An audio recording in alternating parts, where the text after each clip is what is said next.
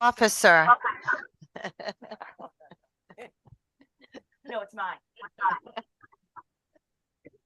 I pledge allegiance to the flag of the United States of America and to the republic for which stands one nation under God, indivisible, with liberty and justice for all. I'd like to turn the reins of this meeting over to Colleen Pendergast for the safety instructions. Before, because what if there was an emergency I while get we were it. saying the pledge? Well, The safety duly noted. needed to the back of the room. Okay. Okay, well, prior to us meeting in open session, we were in executive session and every item on the agenda was discussed. And during that time, the committee took 4 votes. Moving right along, the next agenda item is the consent agenda.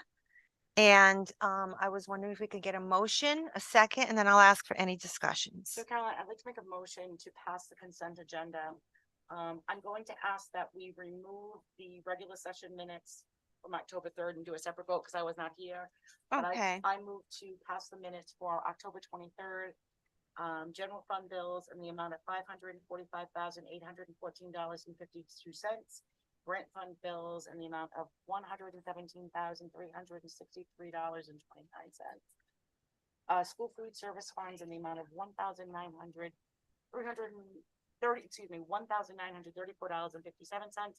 and Northwest special education bills in the amount of $792.57. Do we have any questions or any discussion on the consent agenda? None? Hearing none. All those in favor? Aye. I'd like to have a motion to approve the minutes of the October 3rd meeting.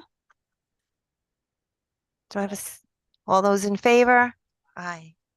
Okay, moving right along, we have our North Situate Elementary School presentation, and I'd like to call up our principal.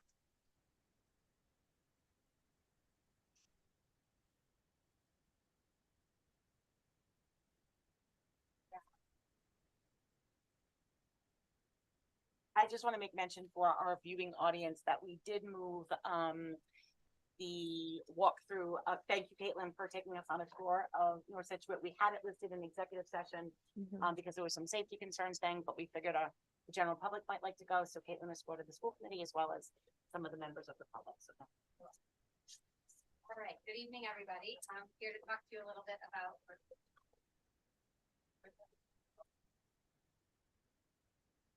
Do we need to swing around? We do if you want to see her presentation. I'd like to see the present. Which one? So let me get you. Oh, it might be on here. Is it the same? yes. Should be. Yes, but are you blocking the people trying to see? Yeah. Are we blocking you guys from seeing it? Because we have it. No, we can move. move. Actually, we could. Yeah, this is. Yeah, because I don't want to block. Right? Why don't we just, we can just. Well, I don't, do I need to, can you see it? Am I in the way? Hello? Okay, All right. take it away, Miss. All right, Mrs. so first, lots of celebrations. We got our RICAS and NGSA scores back. We have amazing growth, as you can see, was amazing. ELA, we went up 16.2%. Math, 12.9%, and science was 14.7%. We knew it was coming, but it took us a little bit longer to get there. COVID really, stumped us, and we had to work our way back up where we so, just some factors.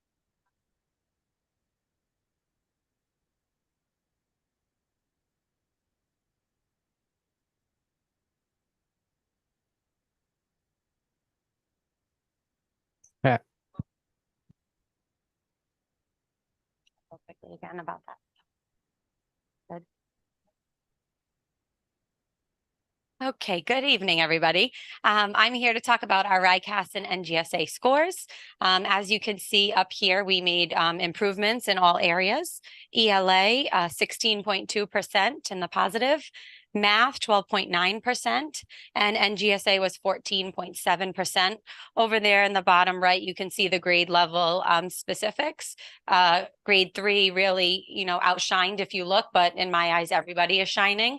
They did an amazing job, and that's great growth for us. And our day-to-day efforts and all the things we put into place have really worked. You can see the growth. So just some factors for these improvements.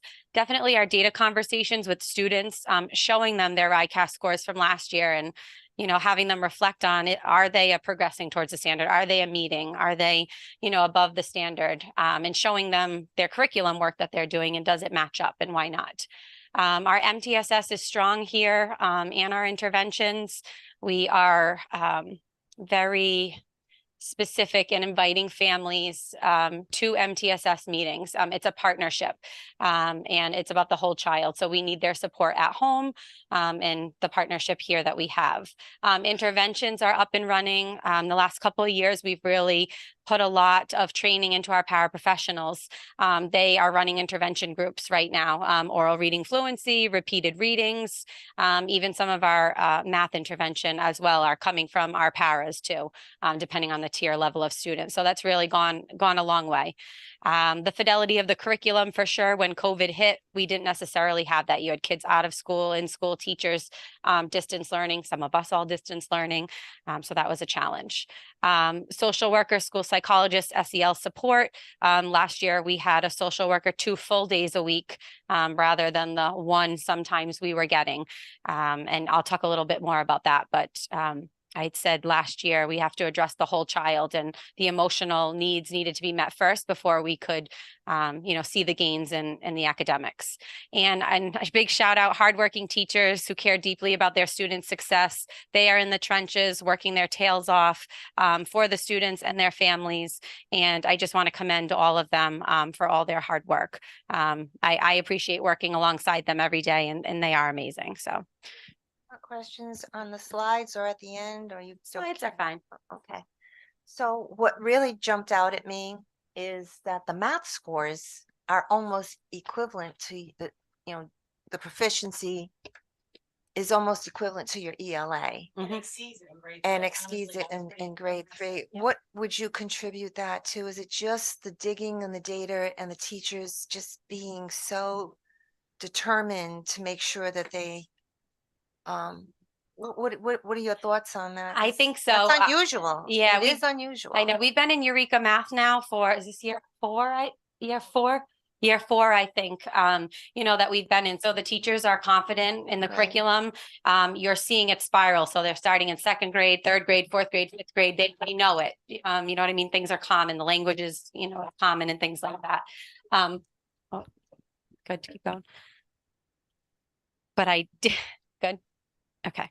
But I do feel that it is just those data conversations, identifying the students in need, putting those interventions in place, in every 8 weeks, meeting with those families to talk about it. They're a huge part, of our success as well. We were able to do the after school programs last year, which were helpful as well. We targeted certain students, based on their data, and really worked with the families to make it happen, even if they couldn't attend all of the times.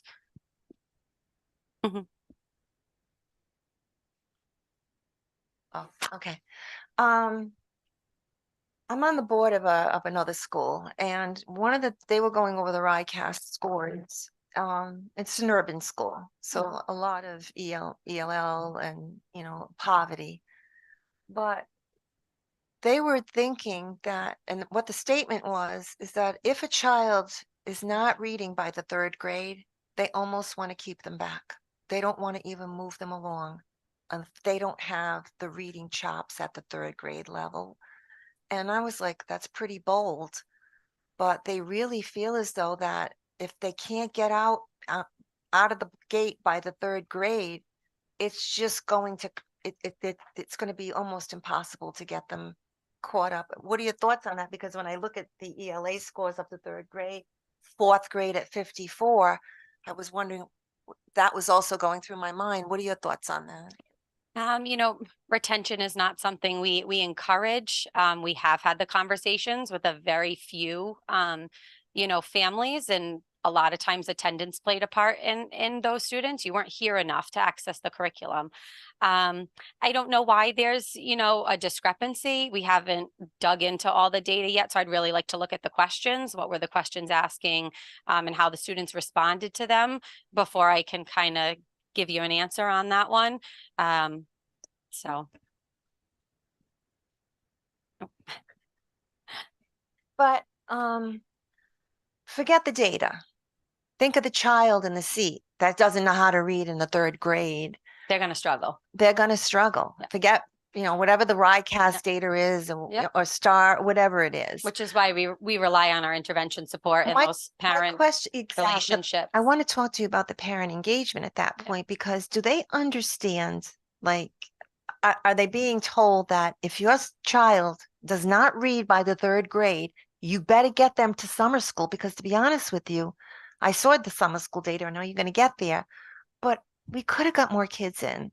And I just don't know how, if people understand how critical it is for them to get that under their belt before they leave the third grade. Yeah, I will say we do everything and anything to communicate with parents, have them in front of us, explain what's going to happen if this, you know, or that. We do.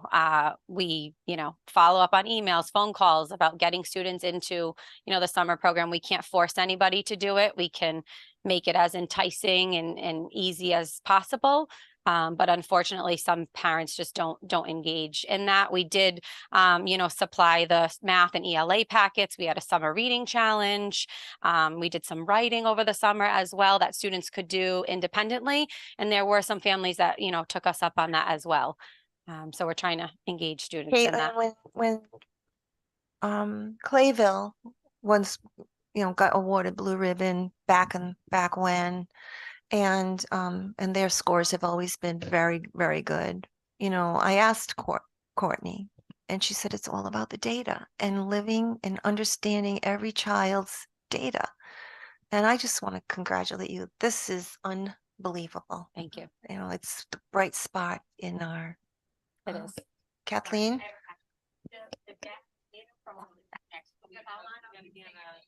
Sorry. Hi, Kathleen Schmaling, 45 Colonial Road. Caitlin, the numbers from 22 to 23, are we following the same kids or just the grade? The grade. So it's one set of third graders against another set of third graders? Correct. Okay. Yep. Well, it changes the mindset.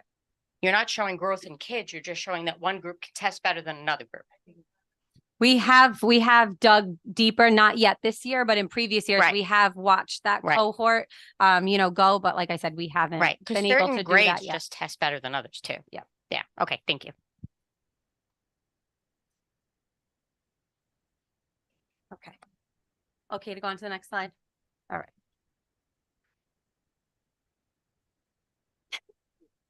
You can just, yeah. Okay. This is just our fall benchmarking data, as far as Ames Web goes, just looks at foundational skills in students. So I just wanted you to have a snapshot of where we're at. We definitely, see those kindergarten, you know, students coming in lower than any other grade level. We've talked a lot at the building level, sometimes at the district level as well, about the pre-K programs and where the kids are coming from. You can tell where they're coming from, whether they've had it or what place they've gone to. We tried this year to implement kind of like a screener when they came in, just to see if they could do, you know, basic things, write their name, you know, trace, draw, those kinds of things, and just to make observations. So again, you can see the difference in the kindergarten support that's needed as I go through. That bottom part is everybody that's average or above. So you'll see that those percentiles get greater and greater over time. So Chris, can you go to the next one? I don't want to read them all for you, but you can. Yeah, and they're second and third grade. So you can see like third grade ELA average 67 point, you know, fourth percentile, add the 18 and the 4. So very, you know, strong overall foundational skills, you know, for the students. And this is just our 4th and 5th grade as well. So fourth and fifth grade are new to Ames Web this year. We used STAR in fourth and fifth grade in previous years. So we are kind of delving into that data a little bit more and forming the intervention groups based on those needs. But it looks like most of the people are at or above anyway. I mean, you only For have. those foundational skills. Yep. Yeah. And that's where the curriculum, we go more in depth, but this shows that most of the kids have those foundational skills that we can build upon. I just have one more question. I'm sorry. When I look at the data and I see, the benchmarks and the percentages of proficiency and above proficiency, and I know that I don't understand how about we could have children in the fifth grade and fourth grade, and that's 40. I mean, that's like 91% are proficient or above. And then I get to the middle school and it's like, it nosedives. Why? Can you, from your perspective, launching the kids up the hill, or why? It's the most frustrating Yes, thing. I am not sure. I am, not That's what I got. not a middle school, No, but person. from I know it's the middle school, but is there something from your perspective here that you see that could be a transition issue for kids that you could do here to help them transition better? Because one of the things we thought we had it was when we had all the elementary schools all teaching the same curriculum instead of Mhm. all having different curriculums. Yep. Middle school is a different ball game. It's a different, beast. They're moving classes, different teachers. Yeah. So, and I think as long as they have, a solid curriculum, it is going to take a few years to, for that to grow. But I try to worry about the North Situate, bubble. Well, they're all our kids, right? Right. So I just would love to see the success carry. Quick, I just would love to see the success rates continue. I think it will. I think it will. As our scores are improving, I would, expect that the middle schools, would as well. And if all the elementary schools are improving, and you just have to remember it's that feeder school. So they're coming from all three schools. So looking at all of our data and seeing how that kind of averages out is important. Okay, can you go to the next one? So this was our after school and summer programming, just a snapshot for you. We had 2 sessions last year, one before Christmas, one in the spring. As you can see, we had almost 80% and 75% accept for those after school programs. Whereas you look at the summer program, 47% acceptance. At least I can speak for North Situate. Almost all of the students that we recommended, we had meetings with those families to talk about the data, to show them, explain the importance of it, what they'd be getting out of it on top of doing, the at-home stuff. So that summer slide is real. And, we do see that when we return to school for our most, at-risk population. So just wanted you to have these numbers, that the after-school session hopefully is where we're going to be putting our efforts into. Again, attendance was better as well. And I think obviously you would always want them to be higher and this and that, but I think based on numbers we've seen, these are really good, especially the after school program. These are like, you can only do so much, and there's always going to be a reason why. Yep. And focus on the efforts with the after school program. The summer's tough. It is. Yep. Okay. Can you go to the next one? So just to talk a little bit, our school improvement plan, as you can see here, priority 1 was improving math achievement, 2, ELA achievement, 3, improving science achievement, and the 4th one was improving our social emotional well-being learning.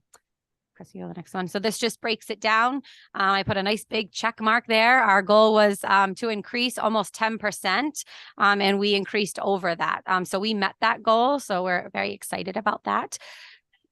Be in the slides later. Have we reached pre-pandemic levels of proficiency? I will double check, but Yes. yeah. It's specific. Yeah. Yes, I'm pretty sure we have. It's usually like the high 50s, the low 60th percentile that I remember. So yeah, no, yep. So yeah, so we met that goal. If you can go on to the next one, this is the ELA goal. As you can see, we wanted to increase again by about 10%.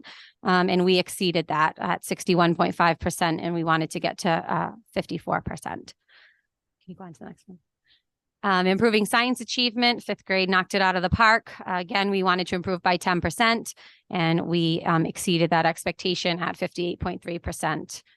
For science. And our social emotional goal is in progress. The SABRE screener, which I've talked to you all about before, is given 3 times a year. This was new last year. We did it again this year. So our goal is to reduce the at-risk students by 25%. Right now it'll be on the next slide, around 13% of our population at risk, which is about 30 students. Here it is right here if you want to look. But I just wanted to show you that our data is improving. If you look down, it says 2022 FA, that's the fall, the winter, and the spring. That was all last year. So we ended with 13% at risk, and we maintained that, which was, very positive in our screening data. So I'm proud. It looks good, but it looks good because of the supports that we had in place. We had the social worker 0.4 last year. Our school psychologist is still here 2.5, days a week. So right now we have individual counseling for 17 students, 3 whole class interventions, and lunch bunches. We have 2 lunch bunches. A lot of this comes from either teacher recommendation or the SABRE's, screener, which gives students an at-risk level in 3 different categories.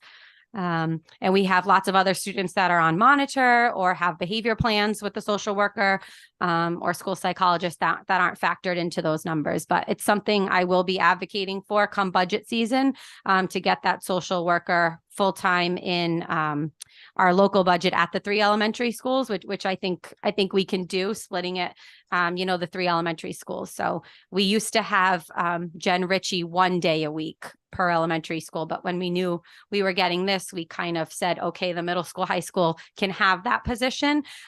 So she is ESSER funded right now. The social worker is. So she's amazing and we need to keep her. So I'm going to talk about that a little for bit sure. later. Okay. The math specialist, do you have one in the school? Yes, as of this year. Yep. So that wouldn't have affected these scores. Well, in February of 2023, we finally hired a math interventionist. She was here 3 or 4 mornings, but she was shared. So we did have a few months, March, April, May, June, about 4 months of using some tiered intervention. We used math connecting concepts and bridges intervention. So we did have a little ramp up, prior to that. But again, I think we really needed the time post-COVID to get everybody, back up to where they needed to be, address the SEL concerns and have that curriculum with fidelity, for sure. If you can do it, we can get this done in every one of our schools. Thank you for all of your hard work through all of your pregnancies. Been here for all 3. And this is nothing short of stellar. And I'm speaking for myself, but I'm sure the other members you've knocked it out of the park here. It's Thank you. really good. Thank you. Caitlin, I also want to point out that I asked the superintendent to send me some numbers this afternoon on school avoidance numbers, chronic absenteeism. And I've noticed that North Situate has the lowest chronic absenteeism levels. And I can only know actually that there's a correlation between absenteeism and how well a student does. Yeah, absolutely. Yeah, we saw that. And we can see it in your numbers. So I just wanted to point that out. That's great as well. Thank you. Any questions? Yes. I noticed on your slides Mhm. And all your check marks with attaining your goals. Congratulations to you and your entire, it's obviously, those were the goals that you had written down were for by the end of the 23-24 school year. Mhm. That's this year. Yep. You hit them. Yes. Are we revamping New that? goals. No, yeah. and I sound like that. I sound like Carolyn now. What more? What? But High. that's what You've got to keep them high. The expectations and and the bar. have to be high. so yes, I want the bar set high, but within reason, right? Like you don't Right. want to Correct. some of the growth is astronomical. I Right. know we're not going to probably see that, Right. but are you and your team revisiting?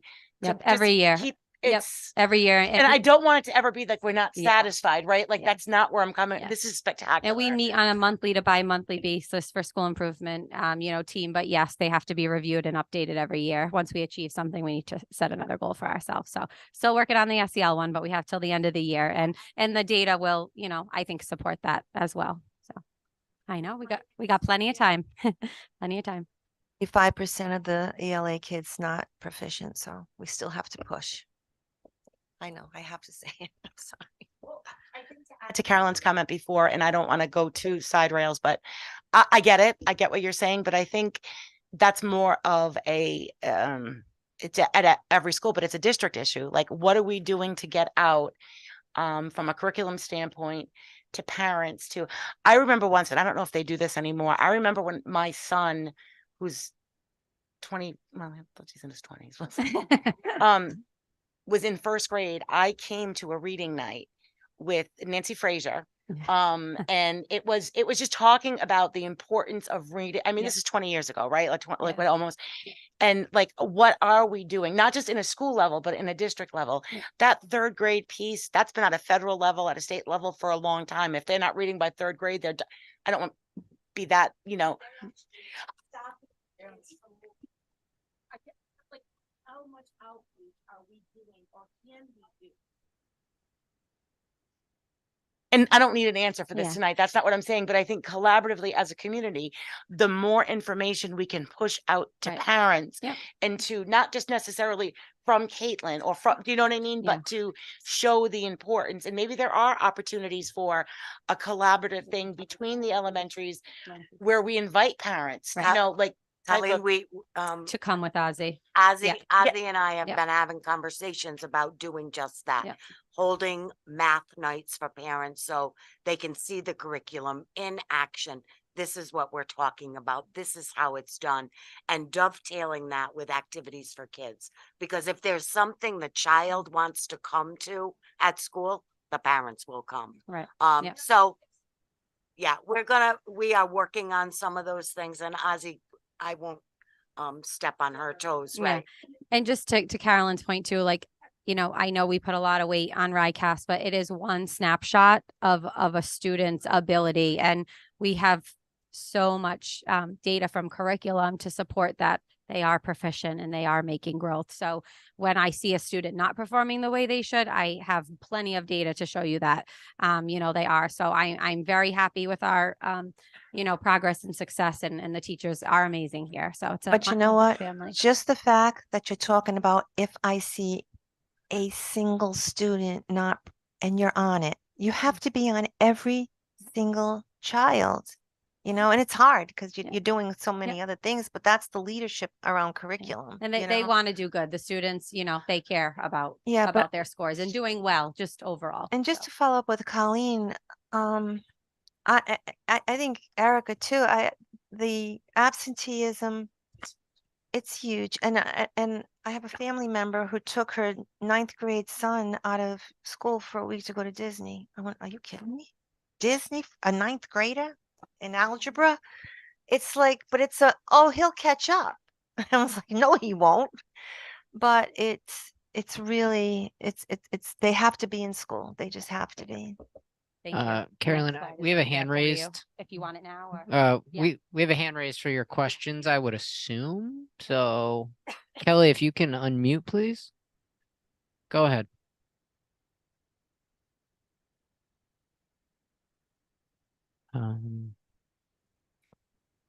Yeah, let me make Can you hear sure me? that this is set up right. Can you hear me? Hold on, Kelly. We'll Are you get able to you in a to hear second. I'm me? having I'll figure it out. Okay. Dave's thing. We'll move on to one more thing while you.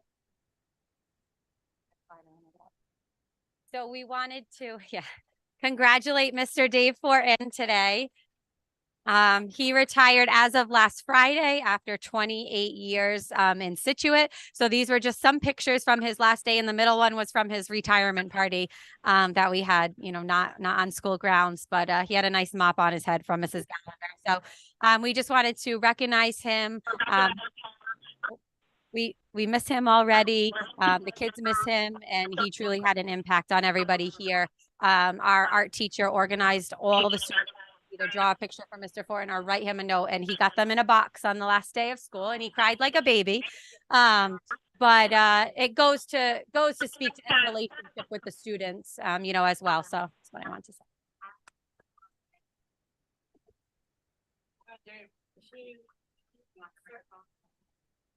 He certainly has left his mark on this building, and his last day was a celebration to be had here. There's at least one dog that is never going to be the same because he comes every day to get a little treat from Mr. Thornton. And Caitlin gave him a little bone. did you give him one? I said, I'm gonna have to put dog bones in the budget so that we make sure that this poor thing doesn't have withdrawal. You are gonna be missed. Already, and I'm just looking up here, and I never, too much come to school Take it committee away. meeting. Caitlin told me just be good. I said, okay, I will. Kidding wise. You don't have to listen to Caitlin. Thank you for your compliment yesterday on your daughter. Thank you. And I know. Here's your clock. Now you don't have to look at the clock. It doesn't matter what time it is. Oh, I but really we don't. give you a You know what, Dave? After Lil Zolly, you're it. Thank you for everything. Thank you. These all people have been here, whatever. I remember you, patrolman, you put to me, you still after the day.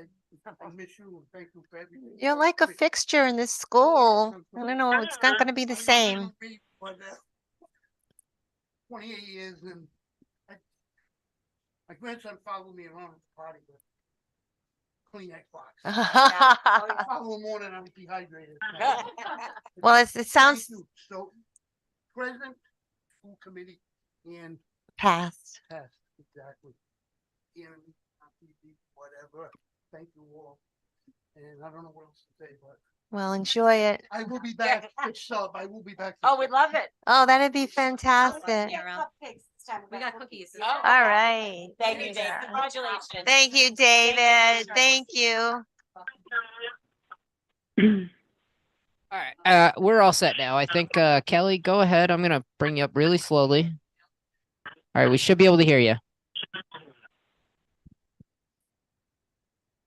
Can you hear me?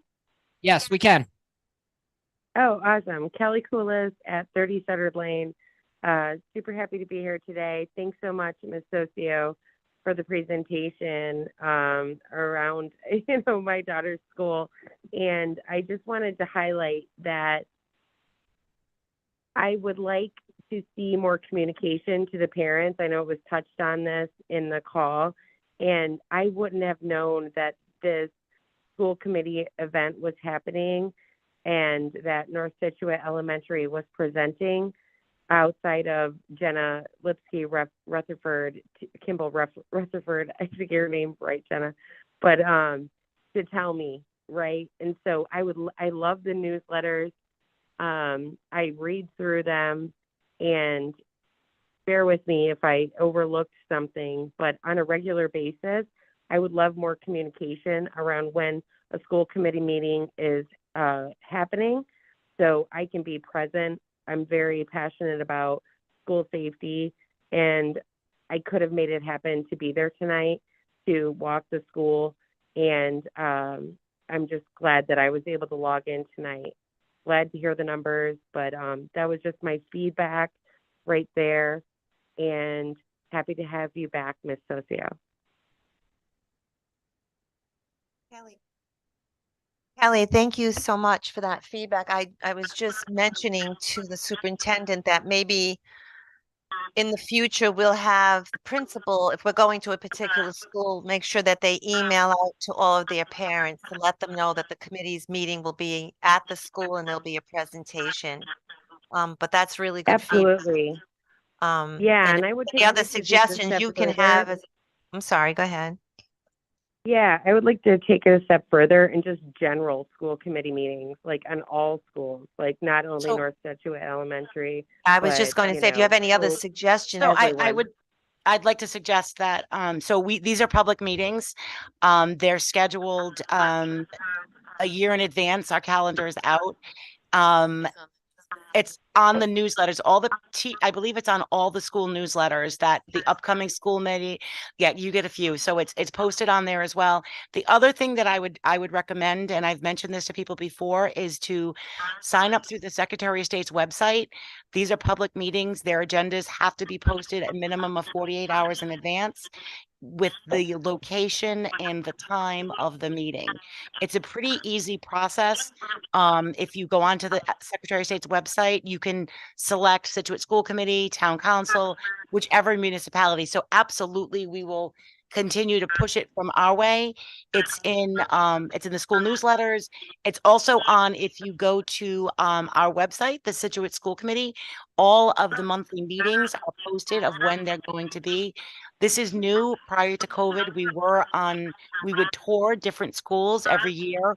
We tried to go to all 4 schools, and this was the first of our stops. Well, middle school, high school we do together. Okay, Kelly, yeah, this is that makes Erica. sense. I also want to recommend if you sign up for the town listserv, just call town hall and say that you'd like to be on their listserv. You will get notifications of all meetings that are happening in town. And to add on to what Colleen was saying, that not only will you get our agenda, but you'll get our packet of all the information that'll be in it. So again, that's another really great way for you to be kept abreast of everything that's going on, especially with the school meetings. It'll come right to your home in an email from the town listserv. So just call town hall and say you'd like to be a part of that town listserv. Okay, no, that's great. I just, I can only read so many things, or sign up for so many things and then inundated, but no, I appreciate like all the different resources. One-stop shop, welcome it, encourage it, in one, thing. But again, saw the differences from the elementary progression into middle school. My husband, he's like heard feedback about that. Like they said elementary is strong and hard, like good, right? Good results. But then it happens at the middle school. So it was interesting seeing the numbers. Would love more conversation around that. And yeah, we love North Situate Elementary. Happy to be a part of that community. Thanks so much.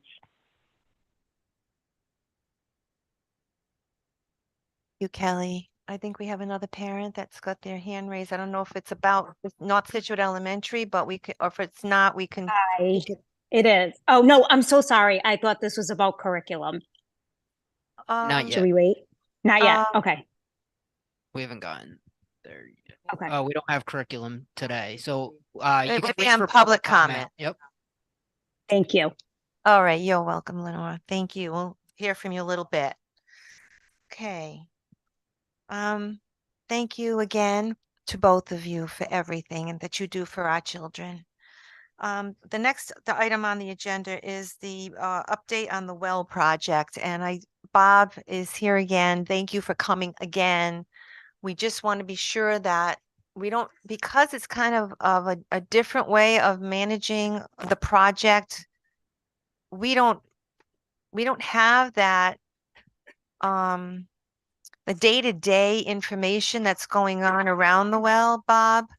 And more importantly, I know I personally got behind this project specifically, not only because it was going to be helping the wells here in Situate School District, but it was also going to be a collaboration with Rockland Oaks. And I was wondering if you could speak to the timelines on both projects and also make some recommendations to the school committee on how best we can make sure that the appropriate monitoring is being done and oversight is being done on the project, because obviously when it's our project and we push it through our normal channels, not going through Rhode Island Infrastructure Bank or and so on, we have a much better handle on it. So those are the reasons why I thought it might be nice to have you come back. So if you could just give us an update on where we are here at the high school and middle school project, as well as what we can expect on the collaboration and to get to full to the end with Rockland Oaks. Well, thank you very much, Carolyn, and to the school committee. Before I get into this, what I'm going to, and I do apologize because I should have probably, I've got too many balls in the air, so I'm sometimes playing catch up, and this is one of the cases. What we're going to do on this project is, in this project, the contractor is required to do monthly payment requisitions. And that's, so we have a monthly milestone, and we're supposed to be doing a project summary anyway, because we have to review the requisitions and justify and approve payments and things like that, and other administrative tasks. So what we're going to be doing is we will issue a monthly status report, and it'll come to the school committee. It'll come, it's going to go to the town, the school committee, Situate Housing Authority. It's going to end up at Department of Health. It's going to end up at Rhode Island Infrastructure Bank, and God knows where else. Think we might see that first status report, because that's exactly what I think we Well, were looking for. all And right, that's wonderful, You Bob. actually have an abbreviated version of it in your hands right now, Yeah, I but saw the that. future ones are going to be having a budget status, Mhm. schedule status, Fantastic. and of course, work task status as far as what's been completed and what the upcoming tasks are. And so we have, you get complete, here's where we are today, and here's where the project is going forward. Here's the projections on it. Okay. So that's what's going to be happening. And What is it that, other than receiving the status reports of the project, are there any other expectations that are required or that are in place for the school committee or our building committee or our superintendent or director of facility? I mean, we just want to be sure, or the director of finance, what, other than just getting these reports, is there something we should be voting on, or because not we're necessarily- not really sure what we, like I said, at it's this not moment really in our time- project. Right. At this moment in time, I'm not sure there's anything you should be voting on or have to be voting on. There will be at a few points along the way, there's going to be some decision points. Okay. Okay. I'm not 100% sure if it will be the town decision, if it'll be a school committee decision, it will be, a collective decision, or the town with input from the school committee, which I suspect would probably be the case. There's going to be a few decision points along the way. Mhm. Now, as far as construction activities at the high school, middle school campus, we're using Jason Martin, as you can imagine, as our primary point of contact, and he's involved effectively on a day-to-day basis. Okay. Now, as the project really starts to proceed, and I'm going to get into that momentarily, we're going to be having to do a little more notification, say, of the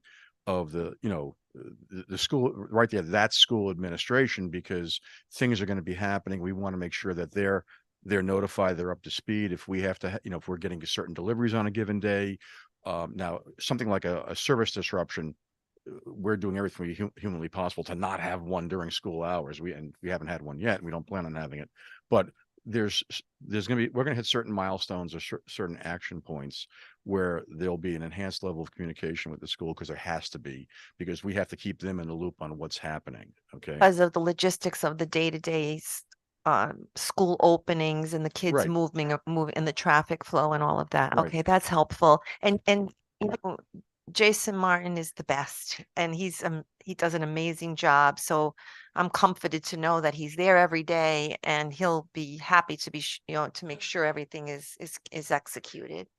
What I will tell you this regarding Jay, what I really appreciate with Jay is, if you ask him a question, you'll get an answer, and it'll be an effective answer. I know, he's Yeah. so good. So We're so lucky to have him. Yeah, he's been wonderful to work with, and he's been a real asset for to help this project move forward.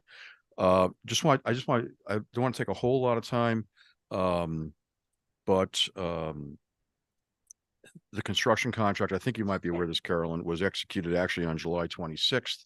which unfortunately was a number of weeks later than we were hoping for, because we had some key construction work we wanted to get done during the summer when the school operations were substantially, reduced. The pre-construction meeting was held 6 days later on August 1st. We've been working with the contractor. It's RP Iannaccillo and Sons. They're a very good contractor. They've done a lot of water projects as well as, school related infrastructure type projects. The first area of work that had to occur, we call it the courtyard area site preparation. That's where the principal construction work is going to occur, the new pump house. We've had a very interesting time of it in there. There was some underground utilities we were well aware of and had well documented, and we knew we anticipated some surprises, and we've had, I won't say surprises, but we have found a lot of things that people didn't know were there. I'll put it that way. I actually, in the design phase, including field reconnaissance work, I reviewed every drawing of that school's construction from the original construction in roughly 1954 to present, and we have found things underground that no one knew were there. But the good news is nothing bad happened, other than, we've had to go in a very deliberate manner, a very stepwise manner on some of these items. If it makes you feel any better, Bob, when they went to go redo the sidewalk in the front of the high school, they found a bomb shelter. So it's like, and it totally blew out our budget. So when you talk through the process and where we are, could you just help me understand? Because is it 25%, 50% done, 75% done? What's the end date and so on? Right. I will come to that, Carolyn. Okay. So we've been doing a lot of that site prep work. We had to relocate propane tanks and a propane feed pipeline, of course. We actually did some preliminary excavation work along the existing building foundation, because again, we were going on, design drawings that we believe are correct, but we don't like surprises. And so we did some exploratory excavation work to verify that, we could, execute the project without any adverse impact structurally on the existing buildings, on the existing building. So that was done. We have some ongoing work to facilitate, we're doing relocation of some utilities. Right now we have the electrical subcontractor scheduled to come in on a Saturday, because we've got a mystery electrical line down there. We actually found two more. One we know is dead, but the other one no one really knows for sure, and we don't want to take any chances on, we don't want to cut the line and 5 minutes later, hear a lot of commotion. That wouldn't be good. So that's been very painstaking, but we're going in a very deliberate manner. We're working very well with the contractor. They're very good at they're documenting their work, as course we are also. They're very good at their requests for information and doing all their submittals. All of their regulatory documentation and paperwork was filed right up front. So all those boxes have been checked, and they're doing an excellent job as far as getting their submittals in with the supporting documentation, like, for example, what we call the AIS documentation. It's American Iron and Steel. This project predates the more recent, what they call the BABA regulations, which is Build America Buy American. AIS was the precursor to that. So this project is under the AIS requirements, but they're very good at that. They're getting all the documentation together and getting it submitted in a timely way. We've already completed the majority of the improvements to well number 3. That's the well in front of the school, and which was kind of in the middle of the paved parking area. It's still there, but we to come into code compliance, we've raised the casing above grade, also created like a little circular island there. I believe I suspect it might be members of the school are doing some plantings there to dress it up a little bit. But that was, and by the way, just to mention that, we had to get we had to work that area had to be worked to the satisfaction of, by the way, the fire department, because we have to maintain fire access through there, and we were creating a little island in case folks didn't remember that. Some bollards have also been installed to protect the wellhead in that area.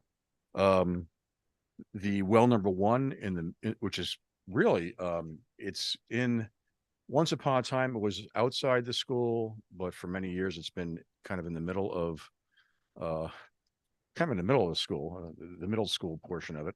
That well, we had shut that well off a few years ago because of PFAS contamination, but we had to go through a formal decommissioning of that well. That has been accomplished, okay? So there's no pump in the well anymore. It's not connected electrically. It's basically the well borehole has been filled in. That well is no longer existing as a well. I'm sorry. Well, there's gravel in the lower portion, and then there's a concrete plug, like the upper 15 or 20 feet of concrete plug. And so there's no more well at all. We had to work with the contractor to put in a temporary water storage tank and pumping system.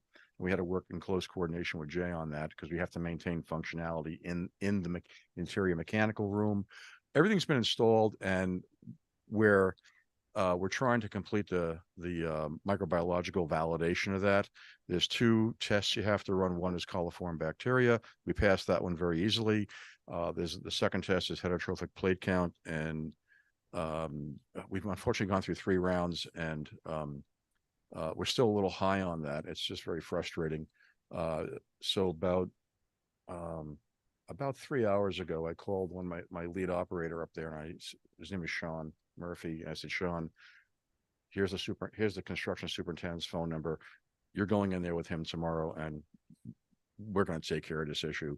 We're the operators of the system. We'll take care of the problem. Bob, was the temporary tank, that was part of the original design, correct? Actually, it wasn't part of the original design because we were Okay. hoping to get this work done in the summertime where we could have the school function directly off the wells without needing the storage tank and the larger distribution pump capacity.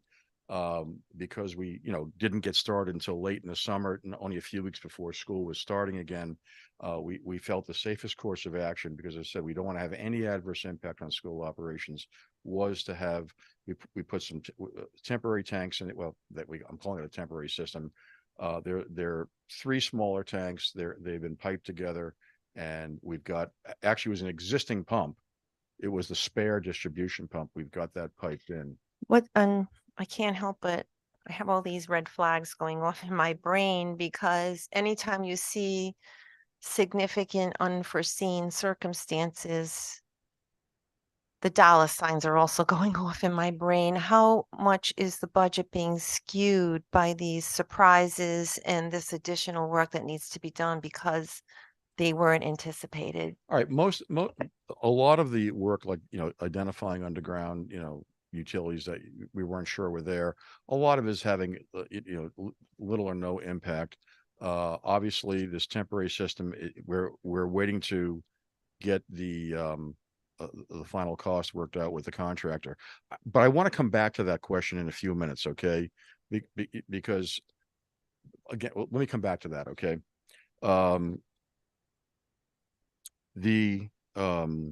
Well, that's my next bullet item here. What we have to do is I'm preparing an updated budget. I'm working through this contract change order with the contractor. Okay. Now, we had to do something in this project. Okay. And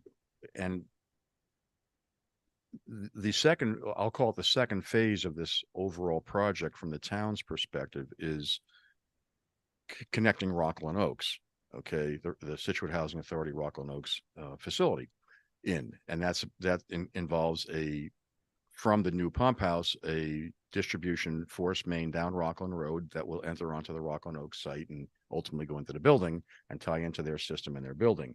It also it involves another well on the site. So we're clear the design is essentially complete at this point.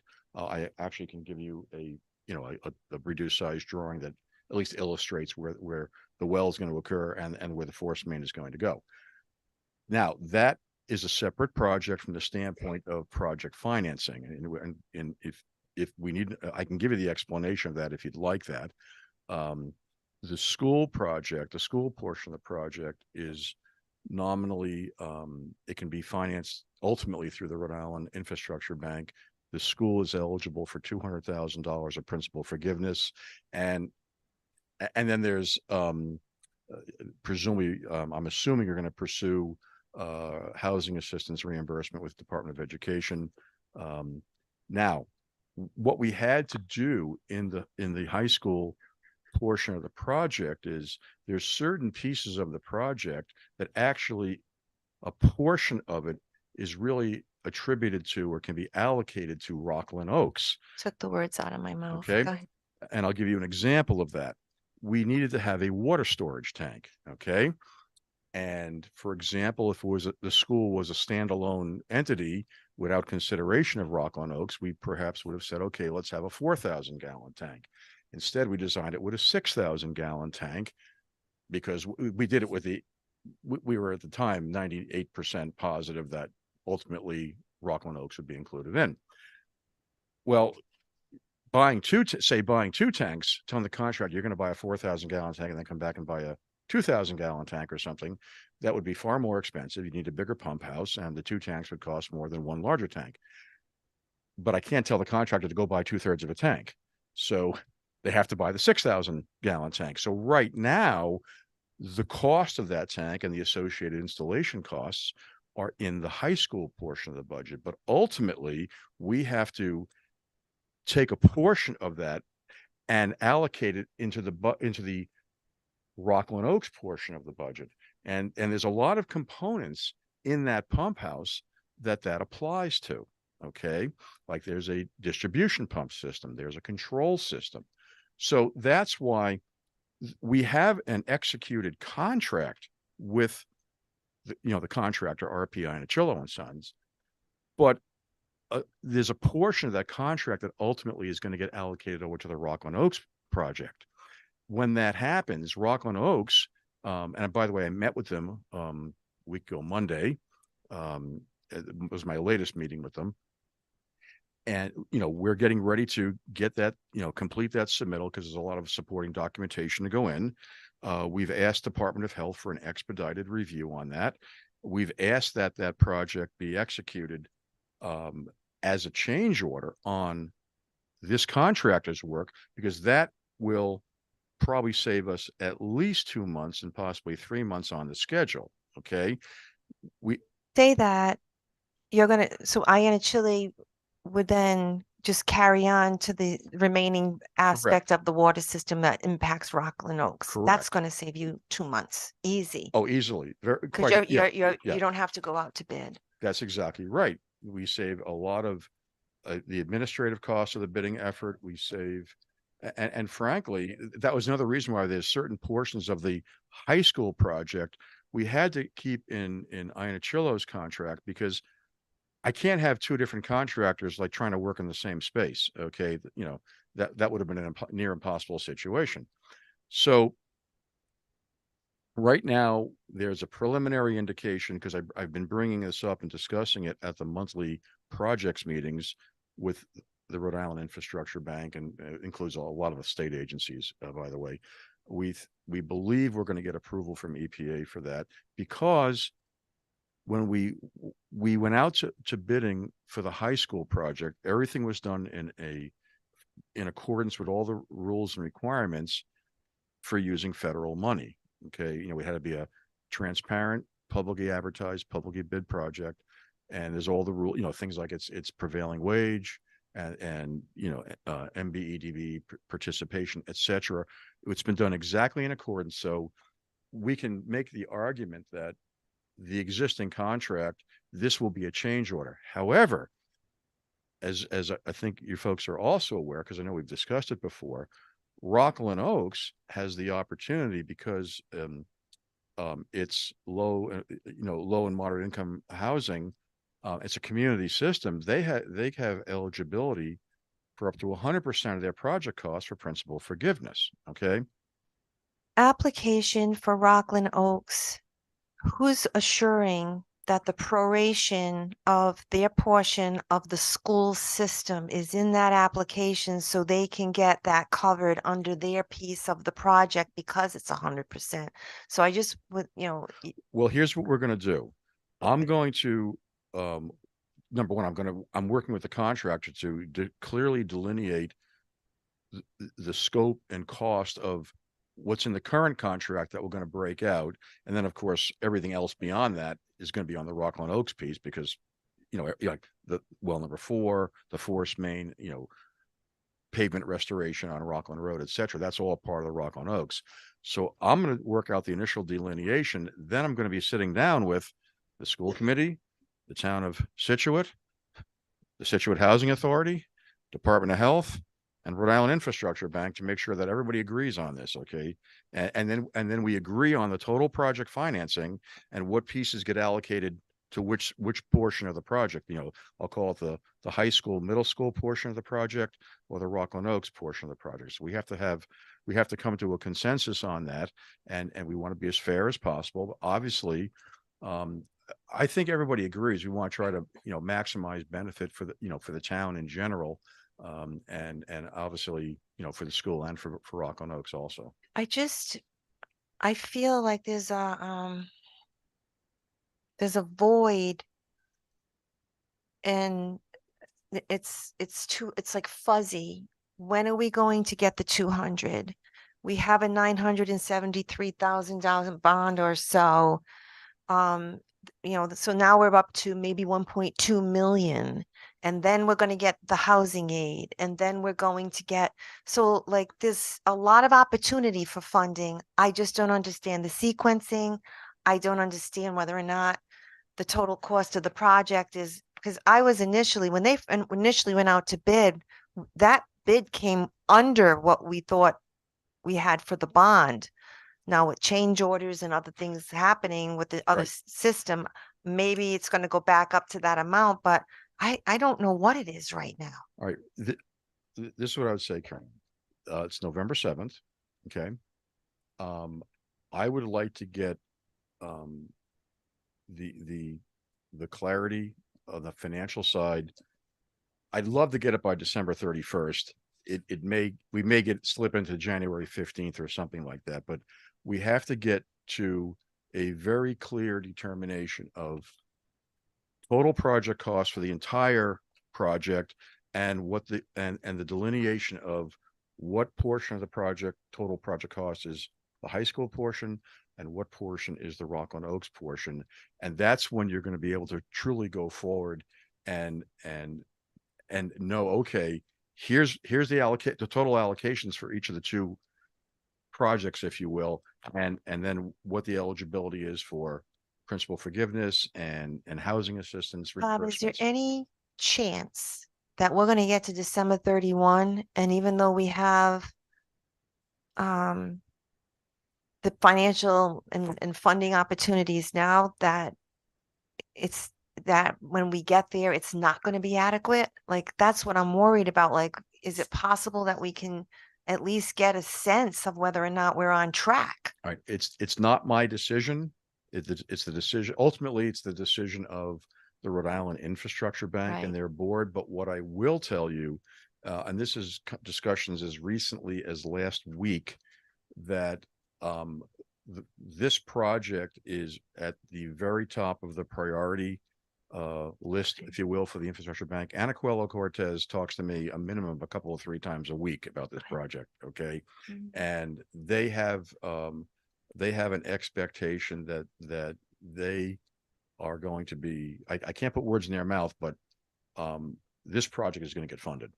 Okay. This project will get funded. And Right, honestly, I hate to say it. I mean, my expectations were a win-win for Rockland Oaks and the town of Situate School Department. As you keep speaking, you keep talking about different projects that are popping up. Projects mean money. Projects means the price goes up. That's my greatest concern, that the money we have allocated is not going to be enough, and then we're going to be in a deficit. That's my greatest concern. And that was not even on the table when you spoke last year about this project. That's my concern. Well, Listen, we, everyone, when you're doing any capital project like this, the budget concerns always have to be, you know, upfront, okay? You can't ignore a budget. You absolutely can't. I believe very strongly, we're gonna bring in the collective project is gonna come in and it's going to be reasonably within our projections. And we're gonna have the maximum amount of funding and support from the Rhode Island Infrastructure Bank, augmented with perhaps reimbursements. You know, I'm right now, my concern isn't, is funding going to be available for the Done. project? When do you think the school piece will be completed? All right, my goal is we want the school piece. I mean, there's substantial completion and there's final completion. I'd like to see substantial completion optimally by the end of calendar Q1 of 2024. And I'd like to see Rockland Oaks completed by no later than the end of Q2 of 2024. So which when is we June were 30th. originally going, I thought that, and I know that we couldn't, you know, we lost, a couple of weeks or 2 or 3 weeks, maybe a little bit more. But that was our insurance company, and you and I worked on Yeah, it to seal yeah. the deal on that, and I Yeah. appreciate your help on that. But I was always under the impression that the school piece was going to be pushed out to probably October, November because of that delay. Finished, the Rockland Oaks would then design would be done. They would be Mhm. going out to bid, which it doesn't seem like that. And that they would have their water by March. It seems to me now that instead of October or November, you anticipate our piece being done March 31? Yeah, I'm right now, my projection is that it will be done in the Q1. Okay. So it could be, It could be sooner than that. okay, I assure you, the contractor wants to move as aggressively as possible. We've had to go a very deliberate way to clean up some of the underground. and I guess things that's we if found. we have a mild winter. Well, we've got to get the pump house, the basic building enclosure done. And once we have that up, we can work in there all winter long without much issue there. Okay. Yeah, We still have time to get that building up and okay, get it closed in. So Okay. that where we remain very confident of. We're very close to, once we get the last couple of underground utility items taken care of, which is, I mean, we're very close on that. Things are going to start happening really quick out there because we've just got to take care of a couple of these items because they're to some degree safety issues. And then they're ready to go very aggressively with the building construction. If you need me to sit in on any funding meetings at the end of the year or anything like that, I mean, obviously I have a good understanding of housing aid, and I know our director of administration here, she's also on top of it. I saw some of the emails. Thank you, Stephanie. Just reach out to us. Is it possible that Rockland Oaks could get in before June? Yes, it's very, very possible. Oh, that'd Okay. be great. It's very Okay. possible. One of the reasons a big factor was we looked at different pipeline alignments. And I'm the one who made the decision to go on Rockland Road because I said it's the most well-defined alignment and it's a relatively clean run of Are you pipeline run. anticipating any problems with DOT on that? No, we've actually had a number of discussions with them. We worked out exactly what their requirements would be. There's one application form that has to be filled out. But actually they've been extremely cooperative on this effort, to say the least. Okay. So I know I've taken up a lot of the committee's time on this, but this is so important because there's so much, it's a lot of resources, and it's not something that we have our total arms around because it's kind of like at arm's length. I know we have a couple of people too, Bob, that would like to ask us some Sure. questions. One other thing, just to come back to what you asked about, can you be involved in discussions on the financial side? I think it's critical that the school committee is involved. Okay, I Okay. appreciate that. You So know, you're gonna be you know where to notified. get us and the superintendent as Oh, well. I can find you. Okay. That won't be a problem. Does anybody at home or here have any questions for Bob? Come on up and state your name and your address. Bob, thank you so much for always being here when we've asked you to come. I know, I don't know when you sleep. You Lately, see, not much. I know. Paul Lammer, 117 Trimtown. The school project, what are you up to for money? As far as what's been expended? Oh, what's allocated? Well, we're actually working towards the first payment requisition, so I can probably in a few more days, I can give you an exact number of where we are. My expectation is they're probably, the actual expenditure is certainly less than $100,000. It's probably more like 50 or $60,000. I would What's the guesstimate. total cost, though? The contract, if I recall correctly, was $965,000. So it's only a small portion of the total contract at this point in time. What other costs involved? We have a change order that we're, Oh, I mean, project manager. oh, no, well, we have, our contract in there that ultimately, has to get rolled into a total project budget. You haven't done that yet? Oh, no, we have a contract. I believe it's $79,000. Okay, on top of that. And then there's, I don't know what you have for, legal fees, legal and administrative costs that the town or the school district may have. I'm not sure, I'm not privy to that information, what those costs may be. Basically, we're over though, that's what I'm saying. In other Well, I'm not words, saying you're over what what? do you have to go back to the town to ask for more money? That's what I don't get. Well, as I explained earlier, a portion of the It current, just seems like your design or build is backwards. You should have everything done before you go out to bid. And see how much it costs. That's all I'm thinking. Cause it Well- seems like you're doing everything backwards. I think, No. Paul, I think obviously the committee has expressed those concerns and not that it was backwards, but and I think these monthly reports are going to really provide the status, the transparency and the understanding of where we are and how it's going forward. And with that, will your reports, they'll have a financial component, Bob? yeah, well. it will. Okay. That's, we have to have that. And you need, all parties need that information. Okay, Okay. all So right, We're just coming up on the first payment requisition. correct. So we'll have a lot more clarity in a few more days when we get that information. in. Okay, okay. Okay. And I believe we have the contract for is it Iannicelli? What is it? Oh, yeah, RPI Chillo. Iannicello, yeah.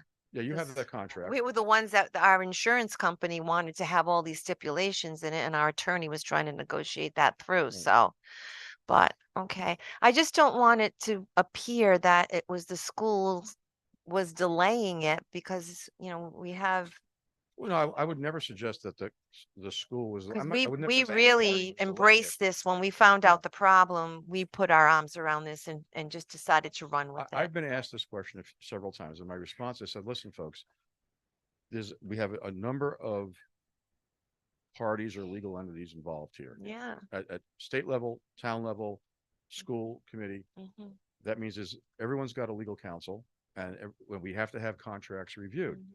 And each attorney is looking out for the best interests of their client, and they're gonna have their commentary, Yeah. they're gonna request their changes. I'm We had not to we had to interested get in resolution. finger pointing. Yeah, I'm interested just in gotta get it success resolved. and getting the job Right. done. So- So, so- and I appreciate you and on budget, and I appreciate you taking that position, Bob, because sometimes, you can get pulled into that, and it's Yeah, it's you not can. helpful, No, not at all. I just want to come back to this for a second. The methodology we're using on the project as far as when pieces were designed, when they were put out to bid, there was general concurrence by the parties. This was kind of how we had to do it. The school's project was being executed well in advance before Rockland Oaks made a Right. determination to the best answer for them was to tie into the school system. That happened after or right near the completion of the design of the Designed for the school's schools. improvements. Yeah, And that's why it seems to be lagging behind. right. We're trying to get it caught up is what we're really trying to do. Yeah. All right. Okay, well, again, I thank you for your time. Anybody else have any questions, concerns? Thank you for that, Kev. And okay. Thanks again, Bob, for everything.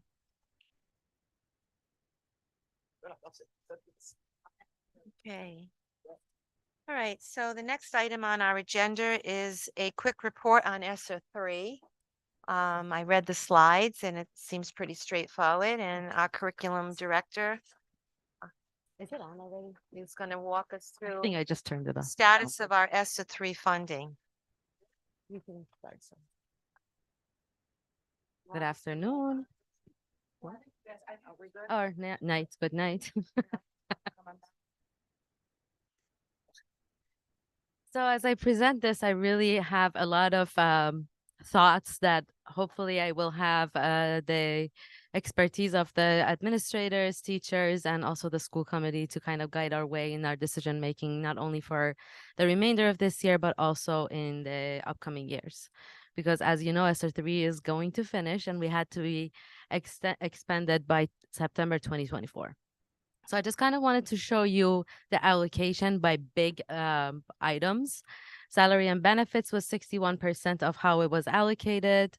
Professional services, 367. I'm not going to read the numbers, but really that pie chart tells us where the majority of the money was allocated to be expended, which is the curriculum. And I'm colorblind, so go back one, please. The 21%. What is that? Professional services. Got it. And that's a true story. I am colorblind. So if there are any questions, I really encourage everybody to ask me at the given slide. So hopefully we can problem solve together. So be kind to me because I did not write the ESSER 3, but I did do one amendment. So next slide, please. This is the 61% of allocations. This include not only the salaries, but also the benefits. So director of curriculum for 2 years. What I have put a star next to is what I amended in September 30th of this year. The 0.5 reading specialist was added, and also we had to add 5 teachers, bless you, for the stipend because we hired 5 new teachers that needed to be trained in the letters training. Any questions on this? Sure. When I was going through this presentation, the thing that was just really concerning me was the impact of what we're going to do when the money runs out. Exactly. And that's what I started the whole presentation. I can tell you that regardless of me in that position or not, and that's, I think, might be a little bit of a conflict, but really at some point in December, we need to decide the impact each of those positions, because those are the biggest chunks of money have had on our student learning and moving the district forward, and make that really calculated decision. I appreciate Caitlin talking about the school social worker.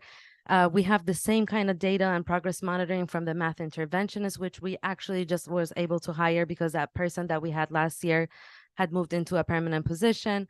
And reading specialists, again, the same thing. We are progress monitoring the impact of those expenditures. We have 2 math specialists now in the district. We have one funded by ESSER and then one on the general fund. Is that correct? And one that might be a Title I, but it's okay. So we have 3 math specialists. It's not math specific. The Title I does both math and reading.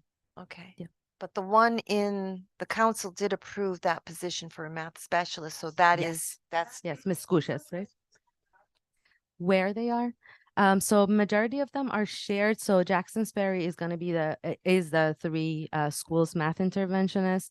And Caitlin, I think it's Jennifer Scusias that just took the position, and Stephanie Mickelson took the position that Marissa Govin held, which is mostly at Hope as a Title I school. Full-time, yeah. Stop it. They're good. Let me tell you, because those are good. And I didn't have dinner, or lunch.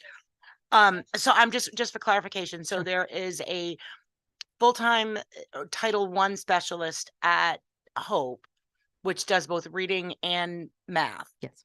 And then there is the other one is split between all schools, all elementary schools. The reading specialist. So no, I'm thinking. Sorry, are you talking about math intervention? Yes. Yes. That is for all 3 schools. If I'm so is it 3 or is it 2? Because you have somebody at Hope. Tell me more. I'm sorry. Caitlin, we just actually hired her. All 3. Yes. Good chunk at Hope, a little bit at Clayville, and he only comes 1 after do it because I have the full time. Oh, sorry. So Thank there- you for that. So Yeah. Yeah. Okay, thank you. So one day in North Situate, Jackson spends, then 2 day, is it two or Just one? one after. One, okay, So there's, and there's a full-time was math data-driven. interventionals here. yes, So that can shift as needed year to year. 100%, and that's how we have Correct. allocated the Trimester funds by per need- trimester per if we need, need yeah, some. And the math interventionist that's here is not funded through ESSER funds, is that No. correct? Correct. correct. Okay. Would it be helpful if we reported next month all of the interventionists and supports and the percentages and how they're funded and where they are throughout the district? I absolutely think so. Oh, and I don't want to go too far ahead, but September 24 is coming pretty quick. Yeah. I agree. And I can tell you that, and again, we're seeing results with these interventions.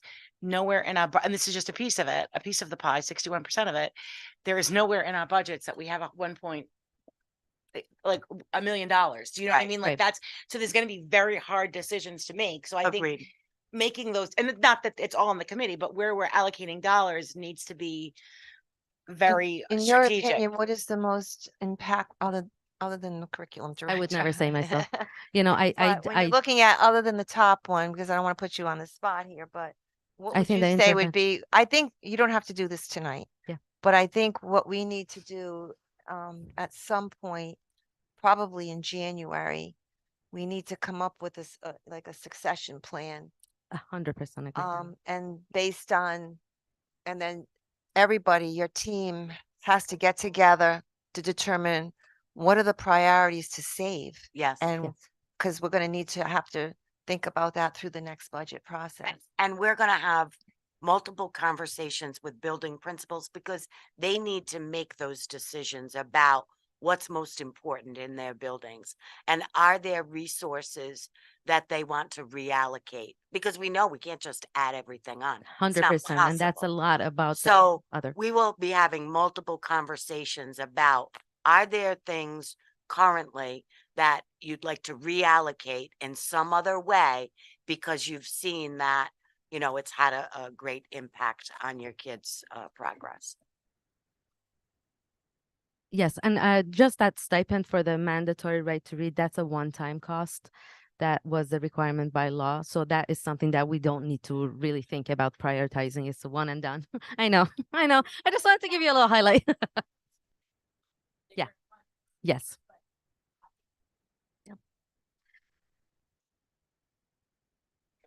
And- Absolutely. Yeah. And when you see the beyond Next. school hours staffing and That's what I was I'm just sorry. gonna ask. Yeah, so No, I you was know, gonna we've- ask that. whether We've it's that. begun to have conversations. I'm gonna get to my report when Ozzy's done, but I'm gonna talk to you about a robotics club that is going to be starting here at North Situate and Yeah. the tremendous interest.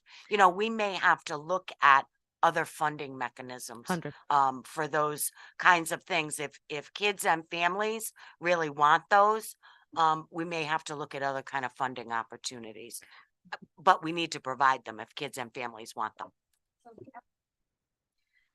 If you go to the next slide, there is a lot more about the after school and all of that.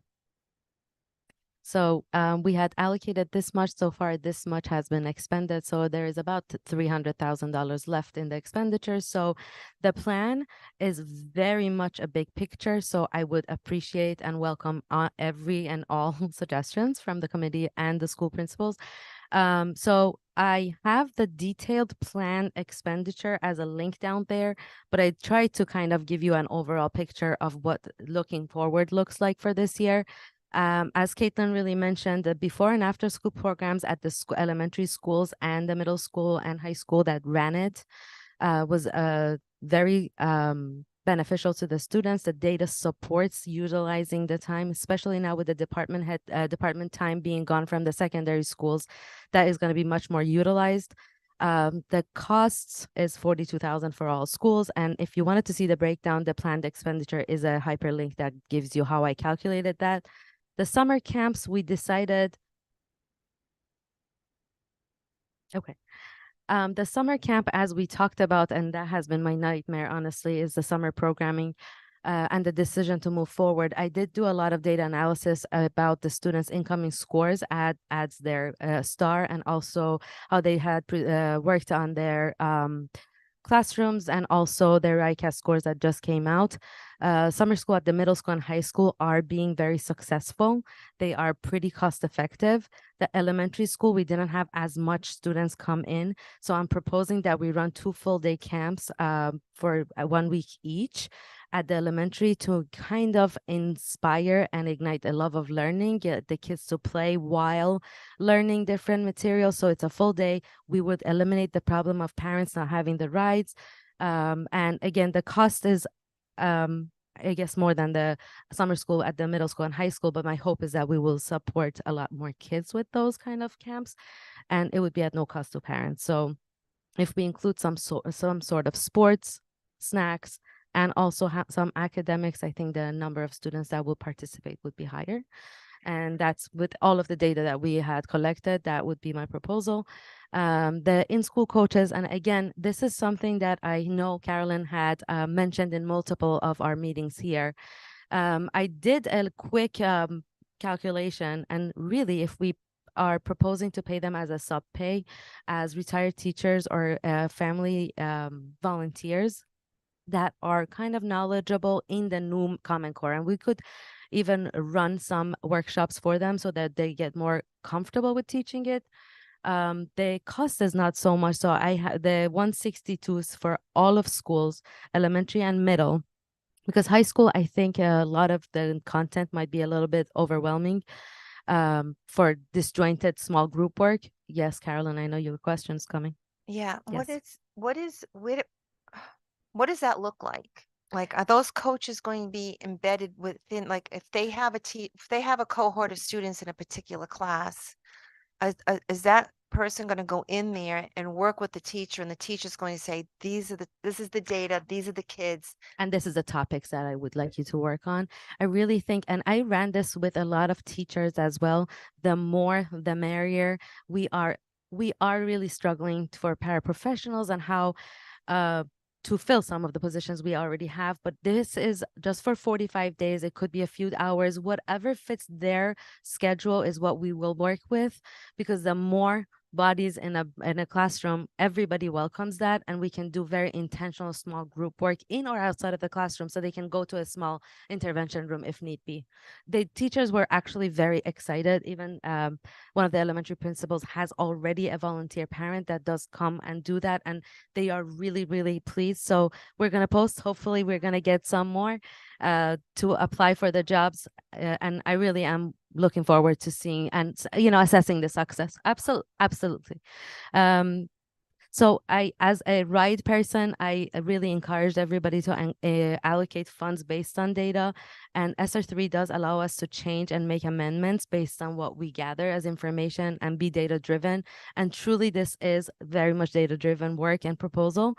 A very small portion of that funds I am proposing that we spend on looking at data. I'm running data workshops with every grade level with math, ELA, science that are tested to look at data.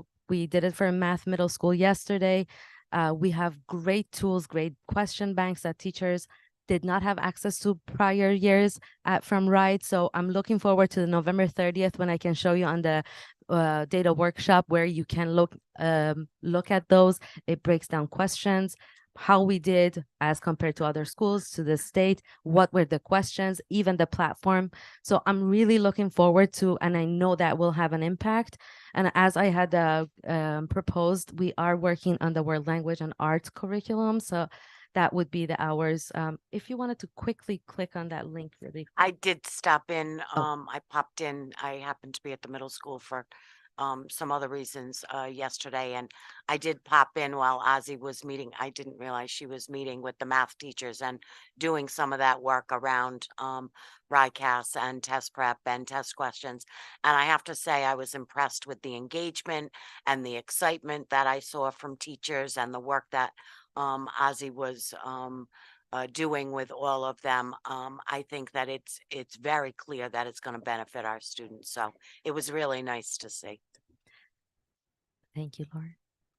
And this is again just a rough estimate of how I had come up with the totals that you saw at your leisure. If you'd like to click on those, that's how I came up with those numbers. Next slide, please.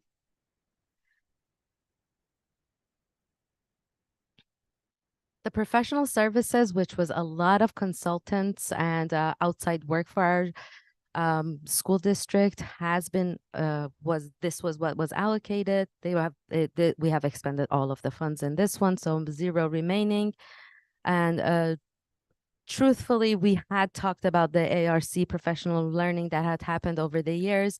We decided our teachers are masters now and we don't need them, but we are using our retired reading specialist Cindy Gould as a consultant, as a need base for our new teacher. So we have been continuing, but it's so much more cost effective because she's really a master teacher and we appreciate her help. A lot of this is one-time cost. Bless you. The letters platform and the CLE work and the strategic plan, the curriculum review consultant fee. So we are really, I think, I'm happy we've expended. We're good. Check mark. Next. Okay. Oh, there's a check mark. Yeah. And one more, please. For the curriculum materials, this is 13% of the allocation.